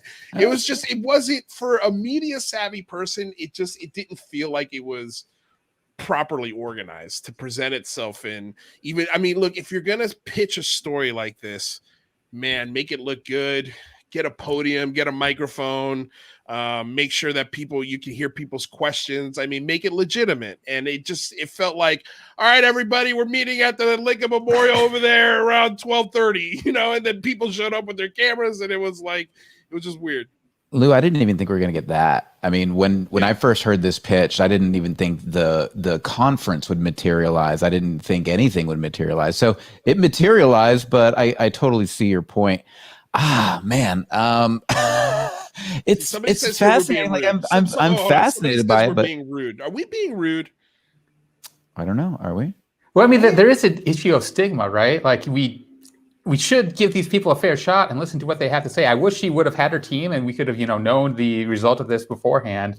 But I do think we shouldn't ridicule her. We shouldn't, I don't think throw her under the bus. We should treat her with respect. And I think that's fair. I agree. And there's a lot of people. You look at the amount of people that write books about channeling and the amount of people on YouTube and all over the place who claim to be channels. I mean, it's a very similar thing. It's not something that is provable, right? And that's the challenge. And so, I look at what she's doing just like I look at all channelers. I give them their individual space to be and say what they want and be who they are, but it doesn't mean I have to believe them. Well, but we're allowed to make fun of this. Right? Like, I mean, we're allowed to have a little bit of humor with it. This is why we're in the gossip channel on UAB on the UAPDB. Yeah, we're right there next to MSNBC and Vice and the debrief. That was such a weird. By the way, did you send him a couple different verbiages to use for that? I know. I need to do that. I totally hit him forgot. up. Yeah, I'll do that. But Britt, what's your opinion, my lady? None. None. It's just like I want to stay in the podcast. She doesn't want to touch what it. they want to do. Would you go into the mountain with her? Absolutely not. Not because I don't want to experience what she's experiencing, but because I'm absolutely terrified of what else could be out there in the mountains that are actually definitely without a doubt real. I don't want to be eaten by like a wolf or anything like that. So I'm good. That's fair. That's totally fair. I'm gonna let someone else do that, and I'm just gonna observe. Danny, do you want to do that? I would happily go. Happily. Yeah. You can load me up with all the equipment you want. Use me like a pack horse, and I'll just kind of trudge up behind them. We'll fly a couple of drones overhead and make sure that the feeds don't cut, and we'll be fine. I'm the same way. Even like, if I fall down a hole, the drones will carry on filming. Yeah, I mean, worst case scenario, you get a beautiful hike, in a beautiful place. You get to play with some drones, and you'll have a good time. I mean, what's the worst case scenario? I'm down. I'll go. The worst thing Dan and A Michael. million worst case scenarios. I really can. Wait, what? I can think of a million worst case scenarios, like stumping your toe on a tree. Like that is. You don't like hiking, Britt? Wait, stumping your toe on a tree would be way more serious than climbing a mountain? Are you not an outdoors person, Britt? Like. It's at the base of the mountain, you guys. Is it? Oh, I didn't know that. Yeah, you don't have to climb the mountain. All right. Well, how about I feel like if we throw an ATV in here, Britt's in. Oh, absolutely. Yeah, it's like more like 100%. There you go. Okay, so I used to have a 3-wheeler and a 4-wheeler, and I used to ride that thing non-stop. There you go. Love it. All you gotta do for a Southern girl is throw her an ATV. Luis, you called that. Yeah. Stick it through the heart right there. Yeah. 3-wheelers. God, those are dangerous. Okay. So rather, you had something that you wanted to talk about, right? Well, there's the Black Volt IG stuff. I don't know if you wanted to get into that. Yeah, let's get into it. Yeah, maybe I can pull it up. Yeah. If you got a link, pull it up. That'd be great. Yeah, because we've also got 5 takeaways from the aviation conference by Chris Plain that we could talk about that he posted in the debrief. I know, Dan, you shared that article as well. I thought that was they were great. Did you guys watch the conferences or the? No, I haven't. I haven't had a chance to watch it. 20-25 minutes a piece. You guys should definitely check them out. They're really good. Most of the stuff you'll be like, oh, I've heard that. But there are a few tidbits from Ryan Graves just in how he speaks about how they were aware that there were foreign intelligence collecting kind of apparatus in the area, and they weren't the UAP, and little things like that. He also says that people kept going out to see these things. So when we're looking at these one videos and the single scenarios, and talking about, that one pilot's experience, there are probably, we're talking hundreds of personnel on those ships. Right. That is so many witnesses, and they're all plugged into that same system, so they can all kind of experience what the pilots experience in real time. So we have a lot of witnesses that, aren't talking yet, and going forward, hopefully those people will start speaking up. Well, let's talk about. We'll hit up on it in a second. The Undead Gaucho, just because I love this guy, he says, I don't think we should make fun of her. We should be open to the idea that lots of experiencers will come out with a story like that. And if we want to end the stigma, we need to end it on all ends. And I can't argue that, but we weren't making fun of her, to be fair. Yeah. We didn't make fun of her. I feel like I'm allowed to make fun of the situation. Like the whole, I'm sorry, I'm just a comedian. When I see things that strike me as funny, I'm gonna have fun with them because that's just my nature. But it's not a jab. Personal attack. I'm not personally attacking her. I think you're right. Look, if I had the money and the time, I'd go too, especially if you throw an ATV in there. That just sounds like a fun damn day. But I agree with you, Gouch. I think we should respect everyone. We should listen to everyone. I mean, we had Dave Scott yesterday on the show, and he shared some pretty wild stories. And we had to just sit back and listen, and respect the story and try to gain perspective on what they're saying. Doesn't mean we have to believe everything hand over fist as soon as somebody says something, but yeah, I just wanted to touch on that. But I respect Gaucho tremendously, and I never want to upset him. But again, like, I'm an actor, I'm a comedian, I'm a writer. When I see stuff that I think strikes me as funny, I try to point out what I think is funny about it. Well, and Akashi Chris makes a good point too. She said, I'm surrounded by skeptics as I'm trying to introduce these topics slowly. Then they see Angela on TV and they'll call me a wackadoodle. I mean, this is the challenge, right? It's always difficult within any sort of conversation that is a bit woo when you try to connect the science. And that's why we always come back to that when it comes to disclosure. And that's why what we're doing with the Big Phone Home is to say, look, can we bring it to a congressperson? Right. It's not to discount anyone. It's not to be personally disrespectful. Everybody gets their viewpoint. Everybody can have their beliefs, but that's not our objective when it comes to the Big Phone Home, for example. Right. Rather, did you pull up the article? Is this it here? Yeah. Yep. Oh, there we go. Yeah. So, John Greenwald is continuing his amazing FOIA investigations. He sent out a FOIA request. I don't know when, but he was asking the Navy Inspector General to ask if any records, with unidentified aerial phenomena or UAP, all training material, videos, photos, etc. And sometimes, the interesting thing is what he doesn't get back, right? So he gets back this response that says, it says essentially there's one thing that we know about, and the one thing we know about is an email saying,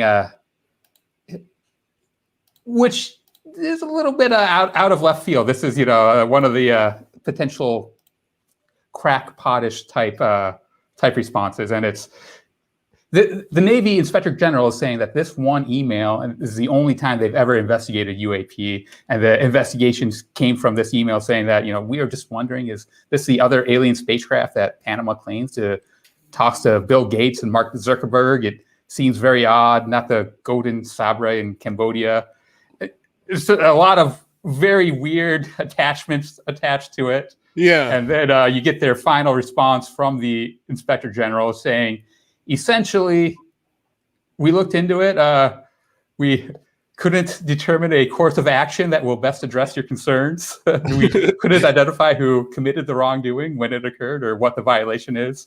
But the thing I take away from this is, can we honestly believe that the Navy Inspector General is the only documents about UAP that they have? It seems completely unbelievable to me. It is unbelievable. You're onto something. But John Greenwald's onto something. Well, he says, John says, absolutely. what's interesting is what he doesn't get back. Rather, you are awesome and recognize things many don't. Well spotted. Yeah, see, Like that's why we got Rather on the show. But Britt, I mean, just look from your sort of your research going into these kinds of documents. What do you think about that response? Oh man, so many things to say. Well, what is your gut? What's your gut say? Like, My what's the gut first thing? is just saying typical. Yeah. Expected. I mean, there's just so many things that. How do I even phrase this? Be yourself, Britt. Just be yourself. Well, Be no, yourself, I'm trying to think of a way to phrase this. It's just so many. Is it loopholes? You have to know. Yeah, the best thing I could just say is typical. There's a lot of bullshit associated with it. Yeah. There you go. I think that's the best way I could say that. There you go. Kenneth Gilling, thank you so much for the £1 note. Truly appreciate it. Thank you for watching all the way from the UK. Dan, did you have any thoughts on that response? Well, I was just going to pick up with what you said about John's work. Have you guys watched the Tucker Originals episode? I have, yeah. yeah. And I have to say, John was outstanding. Outstanding. Outstanding. I was actually going to end with that. Because he makes the absolute crucial point that no matter what is behind it, we can prove that there's a cover-up. Now, we can do that. We've got the documents to do that. And it's just digging further where we're having the issue. And it was just a really, really pertinent point, I thought. Yeah. Mikey? Well, I was just going to say, yeah, I mean, that's the thing. Like, we just don't know what's being covered up. And people throw around, and Lou and I were talking about this the other day, people throw around PSYOPs all the time. And this idea that, the government's looking for money, like the whole money argument that they are, throwing this out to get funded, this Greer argument. And even if you look back at PSYOP, even if you look back at Doty and some of these guys, their goal was never to get funding. Their goal was always to throw the public off of something that they were doing, right? It's, as Greenwald said in the UFO on Showtime, that it's like the magician. They're always they use distraction so that you'll be looking at one hand while they're doing something else with the other. That's what psyops are generally about, not about getting funding for the military and this sort of thing. So what the cover up is, we don't know, but there certainly is a cover up, but this whole idea of psyops and you know, the government's just looking for money, and that's why they're talking about UFOs and aliens is to me, it seems absurd. It is absurd. I mean, for that specific reason, it's very absurd. To hide something else, on the other hand, right? Some very real world stuff that's going on that I think people are not necessarily realizing the severity of the issue. Yeah, that might be a good reason to be like, maybe that's what they're trying to distract us from. But one thing that kind of gets me hooked up, let's talk about Afghanistan and China, for example. Mm-hmm. One thing that gets me hooked up is that is getting coverage, and it's getting plenty of coverage. It's getting more coverage than the UAP topic right now. That's for damn sure. Right. Yeah. And so rightfully so. Right. Exactly. Yeah. Exactly. So we can't say it's necessarily that. So if they are trying to cover up something else using the UAP narrative, what is it? I mean, I think Green Street was onto something about the drones being here. Mm-hmm. That's an important part of the conversation. Yeah, I think he's onto something about that, and I think that is something that we definitely need to consider, regardless if you're a believer or a skeptic, right? Like, that is a serious conversation to have. So I don't know. There's so much speculation and just inferring. You got to use a lot of inference. You need to piece it together and look at the evidence in front of you. And sometimes, there are many conclusions and just not enough, just straight answers. Yeah, which is why I try this. I think we do a decent job on this show of not trying to jump to conclusions. I mean, we are just looking at these things from as many angles as possible with as many guests as possible and poking at it. And I think, if there's anything that we can do to understand and get to the truth or to the bottom, it's to investigate. And I think, rather than making assumptions or speculation, I think it's important just to keep poking the bear. Yeah, I agree. Rather, did you have a thought? I was just going to make the point, if there is weird stuff going on in the sky, what a great cover for the military, right? I think that could be a lot of truth on both, skeptics and believers here. That's such a great point. If there is this, diamond in the rough, this potential extraterrestrial or interdimensional or ultra-terrestrial thing happening, what a great thing to point to when it comes to covering up your own technology, right? And I think that's why you can never take this hypothesis off the table, even if the government is using psyops to throw, the public off. I think you can never take the other off the table because it's a great cover story, true or not. Mm-hmm. Yeah, no, it's a killer cover story. And does anybody have any closing thoughts on the Greenwald document? Greenwald rules. Other than Greenwald, ditto. and thanks for being here, John. By the way, always love when John's in the chat because he could always clarify things that we say. So I guess the next thing I wanted to get into quickly is the article Chris Plain wrote. It's popping up in the stream right now. I think I'm moving a little slowly here. Well, as you're doing that, why don't we go ahead and reset the room? If you're just joining us, make sure you click the button below to subscribe because we've got the Big Phone Home 2 coming at you in less than 20 days. I think we're down to 16 or 17 days now. It's going to be an amazing event. It's a 3-day event. We're going to be going Saturday, Sunday, and Monday over Labor Day weekend. Somebody in the chat earlier mentioned that make sure it's not a 3-day slap yourself on the back fest. No, it's a focused, intentional creation so that we're actually pushing Congress to push for congressional hearings. And I know we have some other goals that we're going to be sharing with you over the coming days, but I think it's so important for you guys to be there and show your support. So make sure you click the bell so you know when we go live on that. We'll be going here on UCR on Saturday and Monday, and then at the Singularity Lab on Sunday, where we'll be talking to scientists and tech experts on this topic. If you're just joining us as well, we've got an amazing group here for you. We've got the Zignal. He's a staple in the UAP community, best known for his artwork and deep thoughts on the smash hit podcast, That UFO Podcast, which he co-hosts with friend Andy McGrillen. And we've also got Britt in Wonderland with us. She's a documentary filmmaker and researcher with a thoroughly thought out audio blog known as Britt in Wonderland that deeply researches public UAP files with fresh views and perspectives. So thank you both for being here. So what do you got from Chris Plain? Okay, so this is the article that we've got on the debris from Chris Plain, and it's titled "Here's What You Need to Know About the UFOs According to the AIAA Aviation Conference." So on August 6th, the American Institute of Aeronautics and Astronautics, the AIAA, held a UAP-related safety session as part of their annual conference. The 6-member panel featured 3 scientists, including one from NASA, a European Space Agency, ESA, project director, and the director of science for the National Aviation Reporting Center on Anomalous Phenomena, NARCAP, and one former U.S. Navy pilot.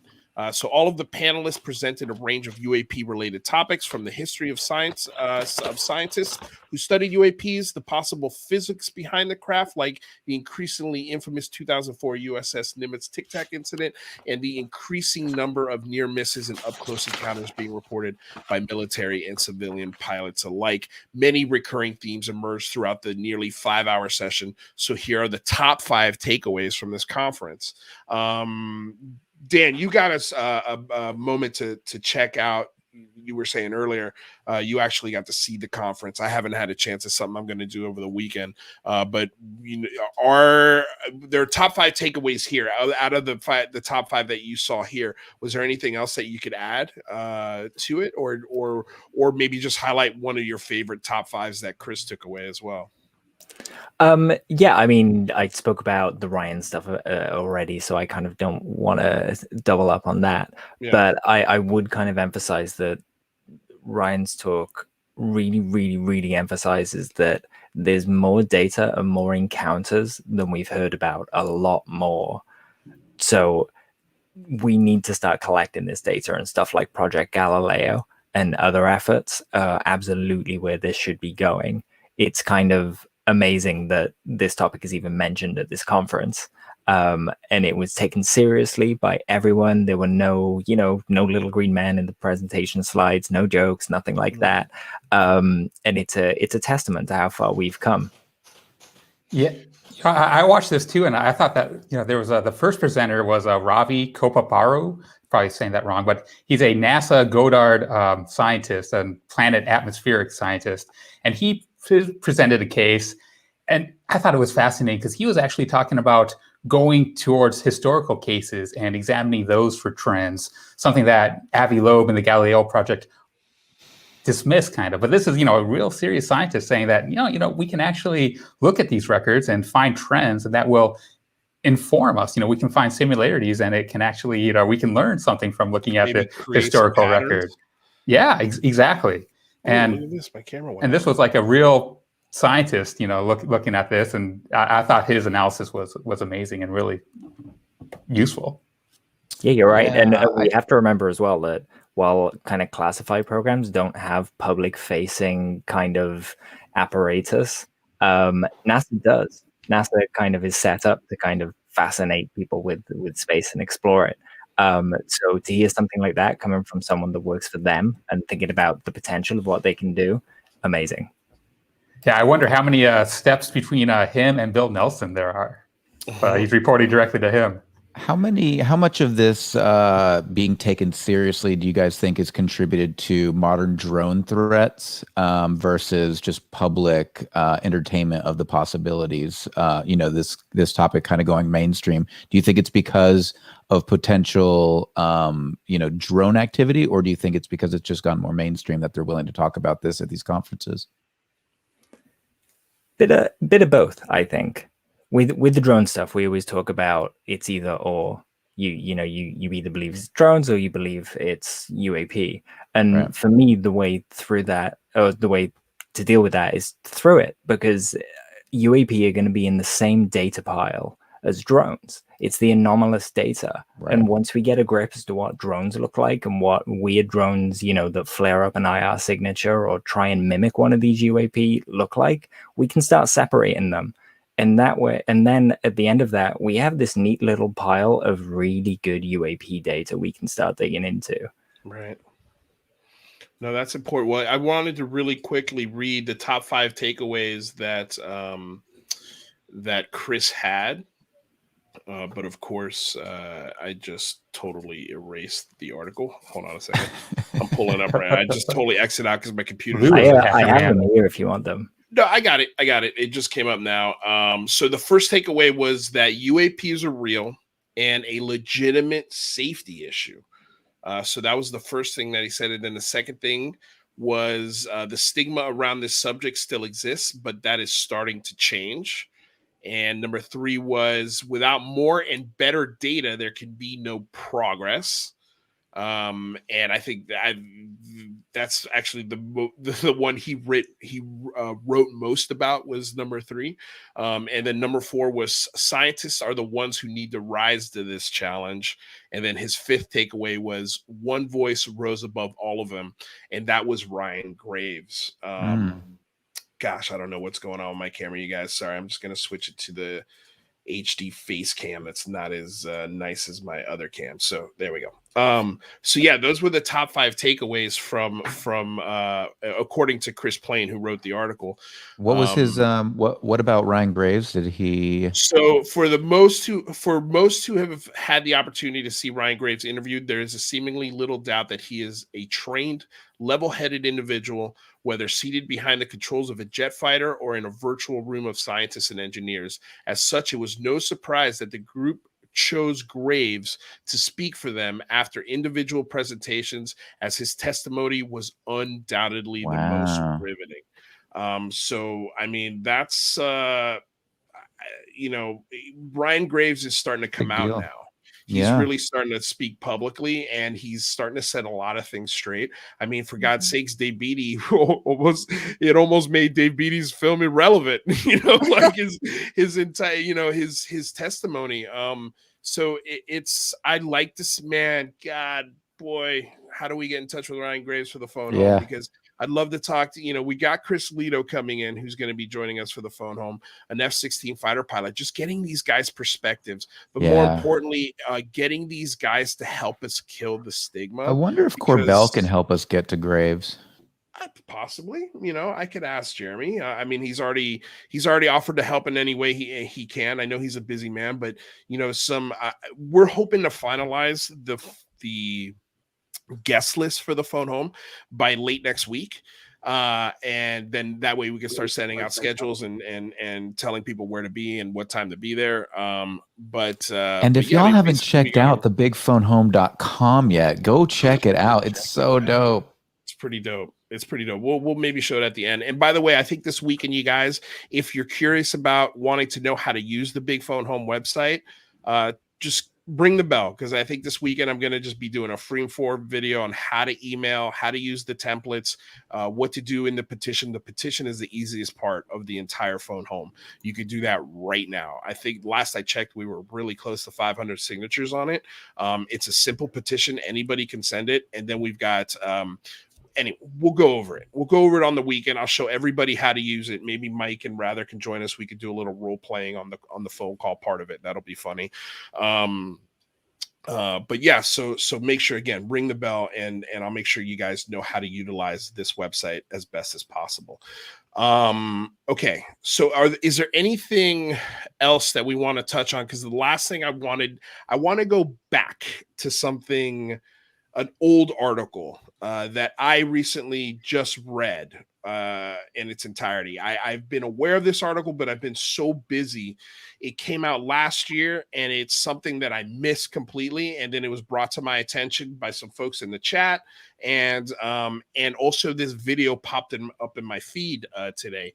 And the video that got me to read the article was this one right here. It was Professor Simon Holland. Honestly, I'd never heard of him. Dan, I was hoping maybe you could shed some some wisdom on this gentleman, but today was the first day I've ever heard of him. He laid down. He said basically in this video, this is the most important, one of the most important videos that he's ever made, and it's titled "Tic Tac UFO is a Navy project." And he lays out why he thinks that this the Tic Tac technology and these crafts that these pilots are seeing could very well be top secret Navy tech that they've taken patents out for pretty recently. I believe it was 2014, if I'm not mistaken. They took the patents out for these for 4 specific patents. I'll get into the article right now, but I just wanted to make you guys aware of what it kind of inspired me. But Dan, what can you tell me about it? I mean, you were like, oh, immediately you're like, oh, Professor. I know his face anywhere. I'm a long-time subscriber to Professor Simon's YouTube channel. He has a lot of different ideas that he explores. So though that video sounds pretty definitive, I'd say it's probably just him kind of going, okay, what if it was secret tech? Let's explore that and see how that could be real. And recently, I actually sent one of his videos to the UAP media guys the other day because one of his more recent videos was a bit less skeptical about the UFO stuff than he usually is. So I was like, oh, cool, he's coming around. So it's surprising that you bring him up now. Yeah, no, well, it's weird that he just popped up in my feed today, and then I watched this video. I was like, man, this guy is coming off as just an intellectual, just someone that you want to listen to. And so the article that he was referencing was this one here by Tyler Rogaway that was put on the drive. Again, for some reason, my computer's just moving ridiculously slow. Hold on one sec. Let me see here. Will it do it that way? I think someone removed it from the stream at the same time as you. Okay, there we go. Yeah, there we go. Okay, so this is the article. Docs show Navy got UFO patent granted by warning of similar Chinese tech advances. So this is an insanely long article. I will link it if you have not read it in the description below. But basically, the Navy put in 4 patents to the patent office, and the patent office originally rejects them, and then the Navy comes back and says, nah, can you take a look at this again, since you agreed with this and this part of it, of the theory of this technology. It would be unwise for us to not patent this, so that way the US could basically avoid paying patent prices when this technology becomes available. The thing that I found very interesting about these patents is that the patents are done in the year 2036. So that's 15 years from now. These patents will be over and they'll be publicly available. So I found that very, very, very interesting because it answers, or at least it kind of answers a lot of questions as to, well, maybe why we're getting this now. And the idea that the article proposes is that China's cracked this, and so is the United States, and they have to get in front of this before these crafts start popping up in places in the United States that they're not supposed to be. But I mean, look at these diagrams. I mean, I don't see a single dolphin. No, I don't see a single dolphin either, which is why I thought it was fake right from the start. It's obviously this is fabricated. Yeah, this is a fabricated technology. But but on a serious note, the shapes of these things, but specifically the technology, what it allows these craft to do, and essentially it allows these crafts to be transmedium.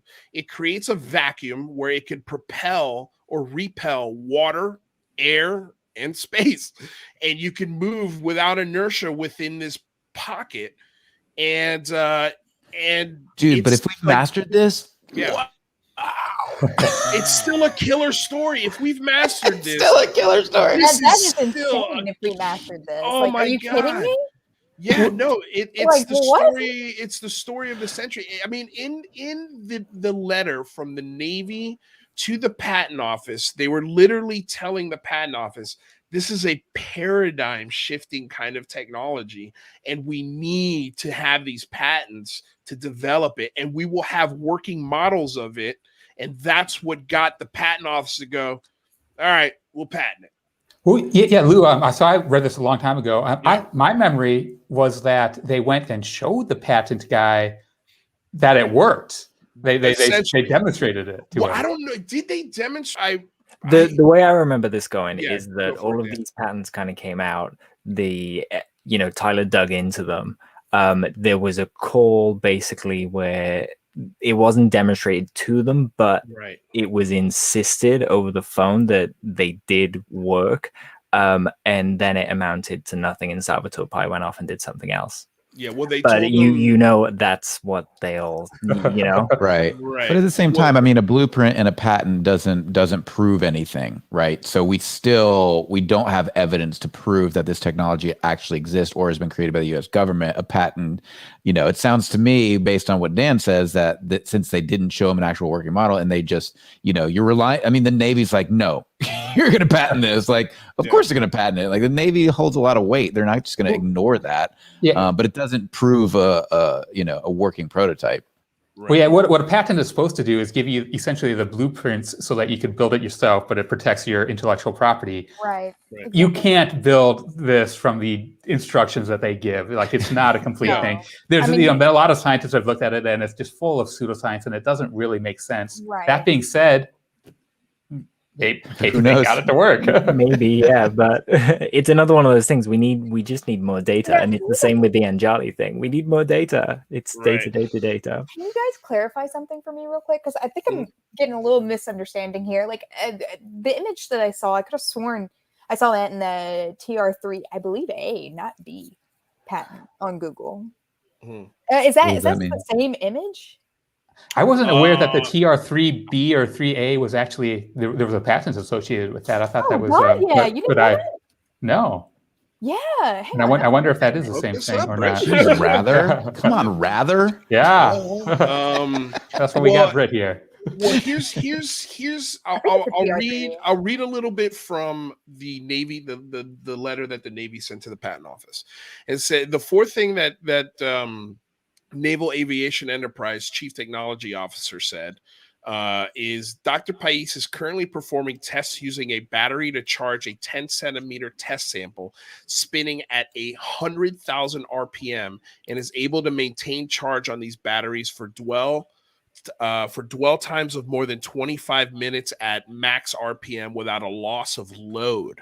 If the desired results are not achieved due to the sample's charge, then he will move to use a supercapacitor as the spinning test asset with test asset surface charge density on the order of 1 coulometer. I don't even know the math here. Like, I honestly, I do not know the math here. And it basically says we expect to see a high EM energy flux amplification as we accelerate the spin of the best asset up to 100,000 RPM, subjecting the test asset to several rapid acceleration transients.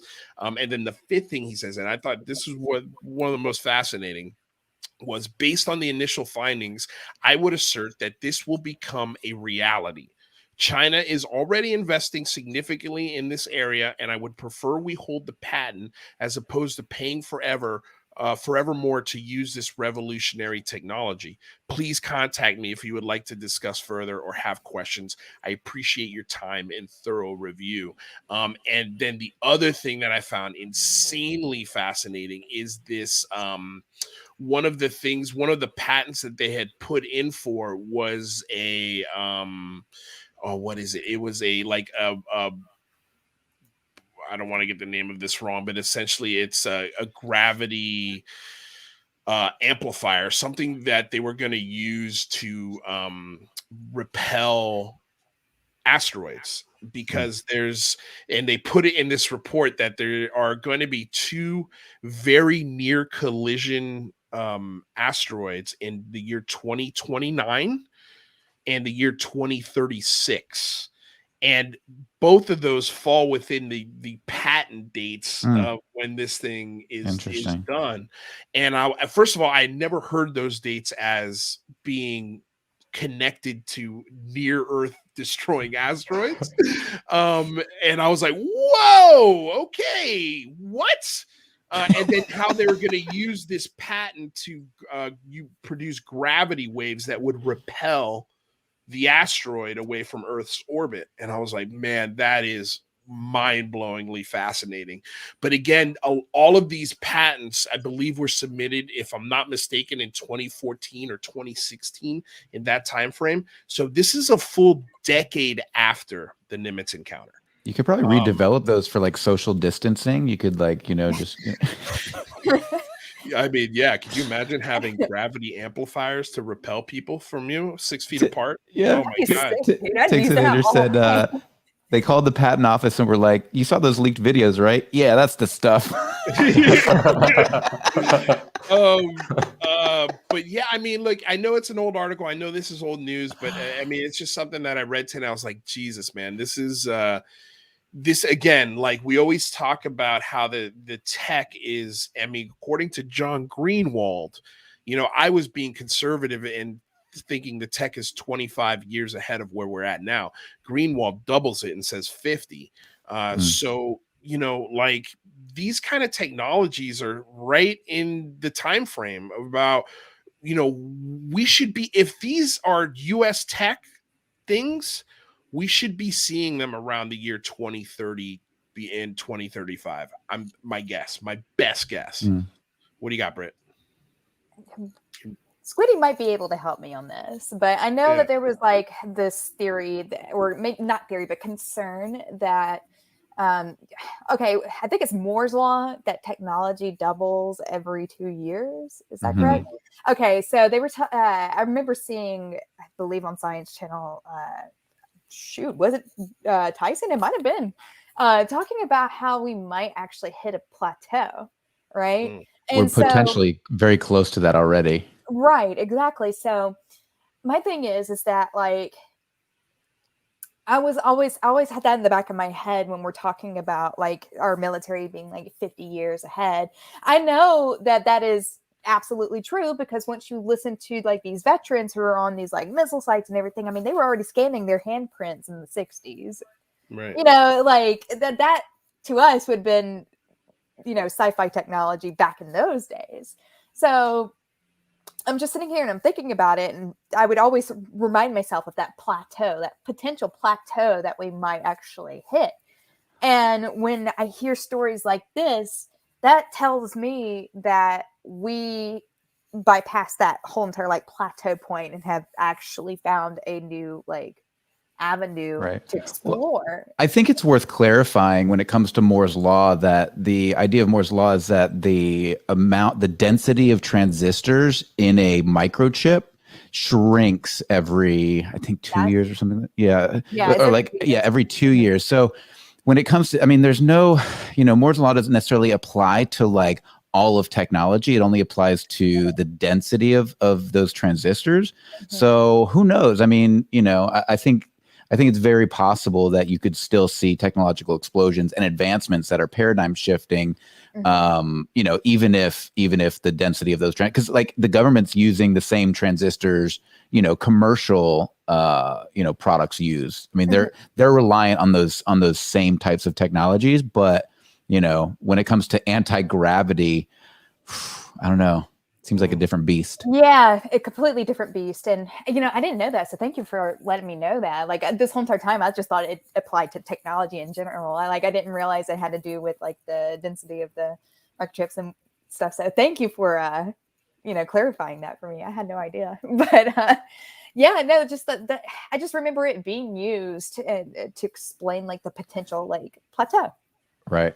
Like we can't advance. There's no more like technological explosion. And hearing stuff like this and, realizing that they could have potentially like bypassed that plateau. I mean, that is incredible. Right. Incredible. Because like that right there, like I can, if I'm thinking in terms of the way that I used to think, right, before you just enlightened me, I could see our technology doubling and, like expanding in that way, but I can never see these new breakthroughs because I guess I'm just so stuck in my current time. It's hard. Futurism is the hardest. Imagine something like that. I know, it's insane. Futurism is the hardest thing on the planet. Like everyone gets it wrong. Yeah, We were reading the funny ones on the Singularity Lab recently, and it was so hilarious. Like one was a futurist who was saying like the railroad will never take off due to human asphyxiation. Like they'll literally not be able to breathe while riding on a railroad train. Like it's hilarious. Futurism's hard. Dan, any final thoughts on this article or tech? Just that, I mean, I'm dubious about it, but like you guys said, there are certain technologies that advance so far and they start asking questions that none of us sitting here could even consider would ever be asked. If anyone has gotten close to that kind of technology, it's a paradigm shift. Right. That's a good point. All right, you guys. Well, we've run up against the hour here. This has been a really fun show. Honestly, I think we could have gone. I could easily go another hour for sure. Especially. Like we ever got into the quantum computing, I could have gone on for years about that. Oh, don't worry, Britt. Oh, I love quantum you computing. That's the topic. Since Britt just said that, you guys talking about Moore's law and the plateau and quantum computing, the kind of plateau we're hitting at the moment is that our transistors are basically getting so small that they're starting to cross over into kind of quantum tunneling. Right. And we're kind of getting issues. So we have to build controls for them. So that would be a plateau. And if we break through it, quantum computing awaits. You think so? Like actually being able to like transport the computer and everything? Like if we were able to break that? Because like that to me, the whole entire noise aspect is the part that I'm having like troubles like even remotely thinking about. Like how are we going to bypass the noise issue? You know what I mean? We're going to have to do a whole show. We're going to have to invite you guys back for a whole show on this. Yeah, no, we have to. We absolutely have to. Well, Rather's having difficulty with the music because his computer's running slow too. I guess it's just too hot here on the West Coast or something. Ooh, there it is. It's hot. We're blasting it now. Yeah, there we go. All right. Okay, so real quick, I wanted to leave everyone with this because Dan, you had mentioned it earlier, and that was the Tucker Carlson special. I got to watch it. I know a lot of people refused to watch it because it was Tucker Carlson. I found it just funny that this was the episode. For whatever reason, people decided to make a stand on Tucker Carlson. But if you missed it, I wanted to give you a quote from Michio Kaku because I thought it was a great quote. And his quote is, "Traditionally, the burden of proof was on the believers to prove that there was something extraterrestrial going on. Now the burden of proof has shifted. Now it's on the military, it's the CIA, it's the government that has to prove these craft aren't extraterrestrial."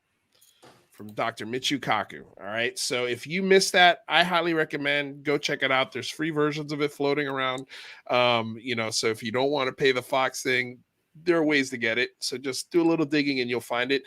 It's worth watching.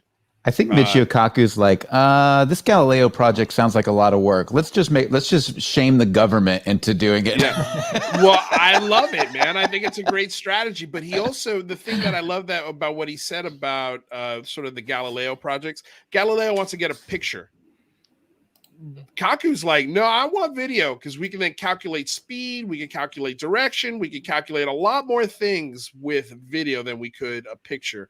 But maybe, I mean, those telescopes do record video, don't they? That he was saying. Well, Bobby was that's saying? a good question. I don't know. I imagine so, because telescopes are usually long exposure things, but if you're not using it for far away things, then you don't need to do that. So I imagine you could, just take 24 photos a second and and make a video out of that. Yeah, that makes sense.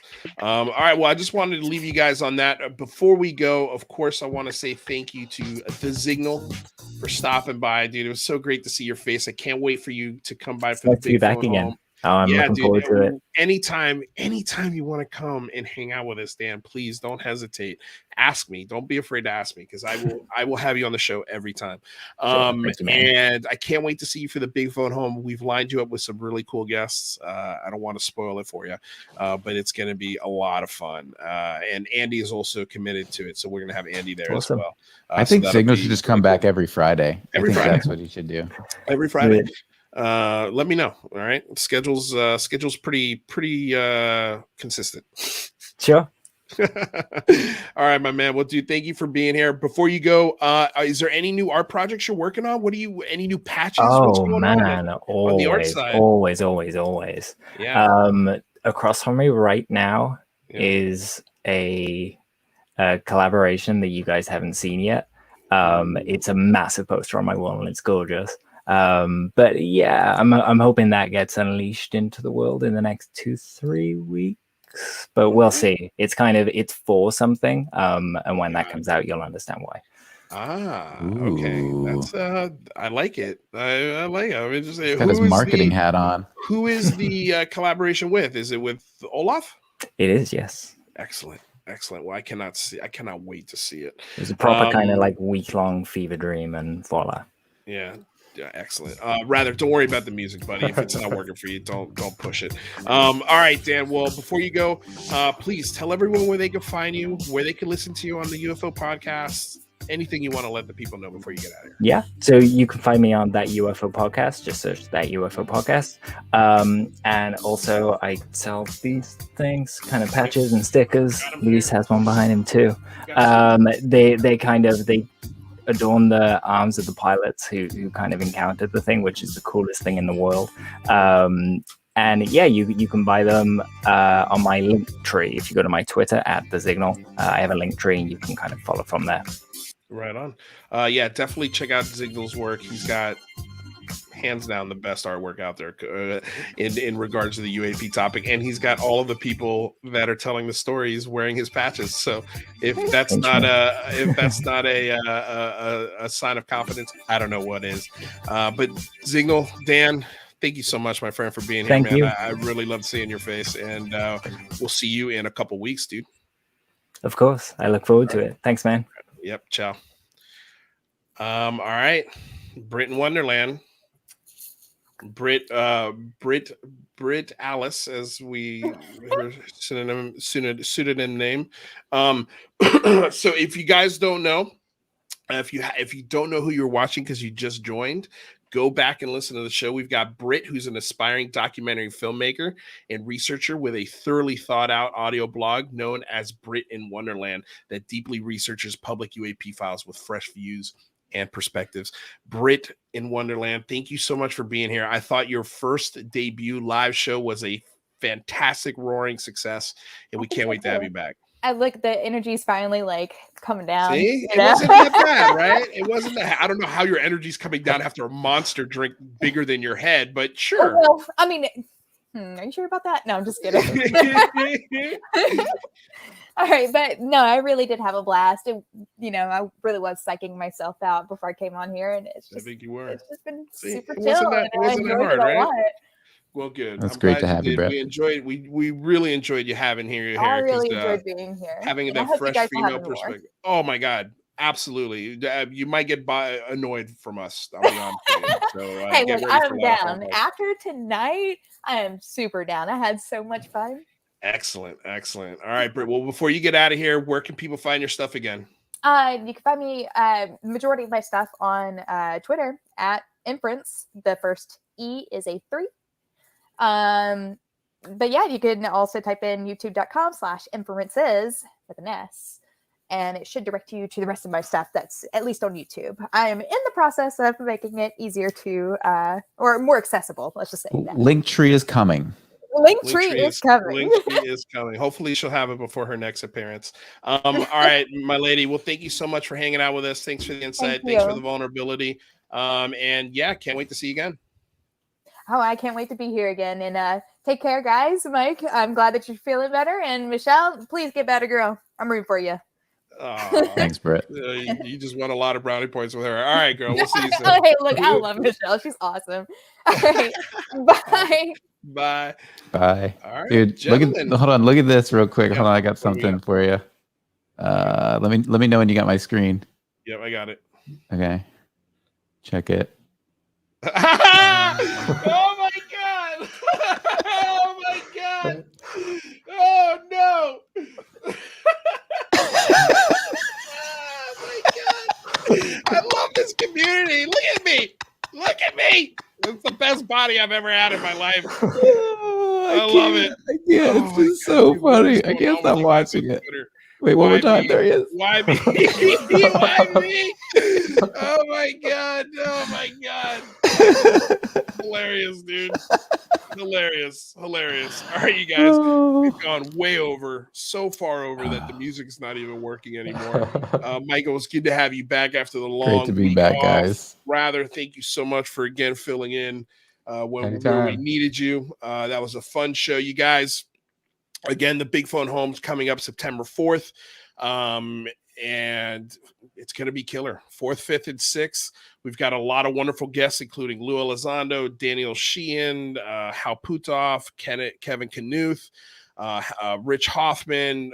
We're going to have UFO Jane, and she's going to have 3 days of ladies' hours, and the interviews that are coming up with her are going to be phenomenal. We're hoping that one particular guest who's kind of gone back and forth with us signs the dotted line and joins us, because, man, we would love to have her. And, yep, that's a little bit of a clue. And yeah, that's it. Don't forget to like, subscribe, share the channel, check out the Singularity Lab, ring the bell so that way you guys don't miss any shows.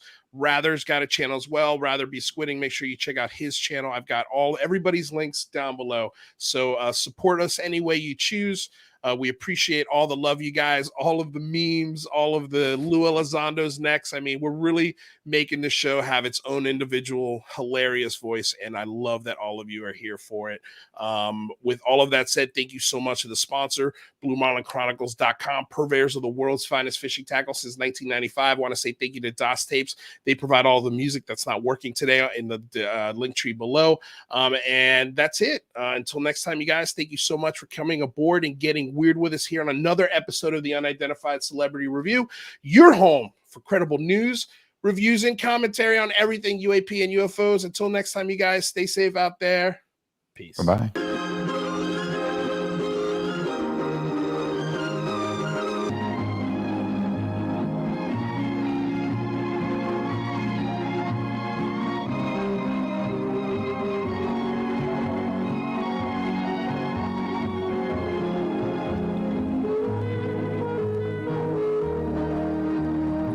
Thank you guys so much for hanging out with us this week on the Unidentified Celebrity Review. Don't forget to check out our Patreon. If you haven't noticed, we display all of our Patreon members at the end of every episode. So if you want to be part of it, you can donate as little as $1 and have your name show up on the screen. Anyway, thanks for being here, you guys. Truly appreciate all the love.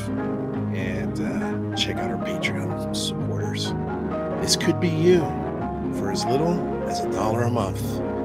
Thank you, Jack Ryan, Mo Ublick, Michael Mataluni. Hey, that's inside trading.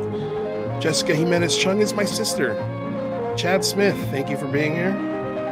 Brian Drummond, Dr. Lisa Garlano, NP, Josh H, Mav, Herman A, and Chris Kane. You guys rule. Thank you so much. I'm going to tell y'all right now, all of these wonderful people would not be here without Patreon supporters like you. If you enjoy credible news, reviews, and commentary on UFOs and UAP's 5 days a week, you want to support this show. What's your name? Marty. Marty, look how easy this is, Marty. Pick up your phone. Boom! You're a Patreon member. I mean, look, it's so easy. You just click the link, which is right here. Just for $1 a month, you can support this show. Just fill out the information and pledge what's comfortable for you. It could be $1, $5, $10, or who knows. Just support.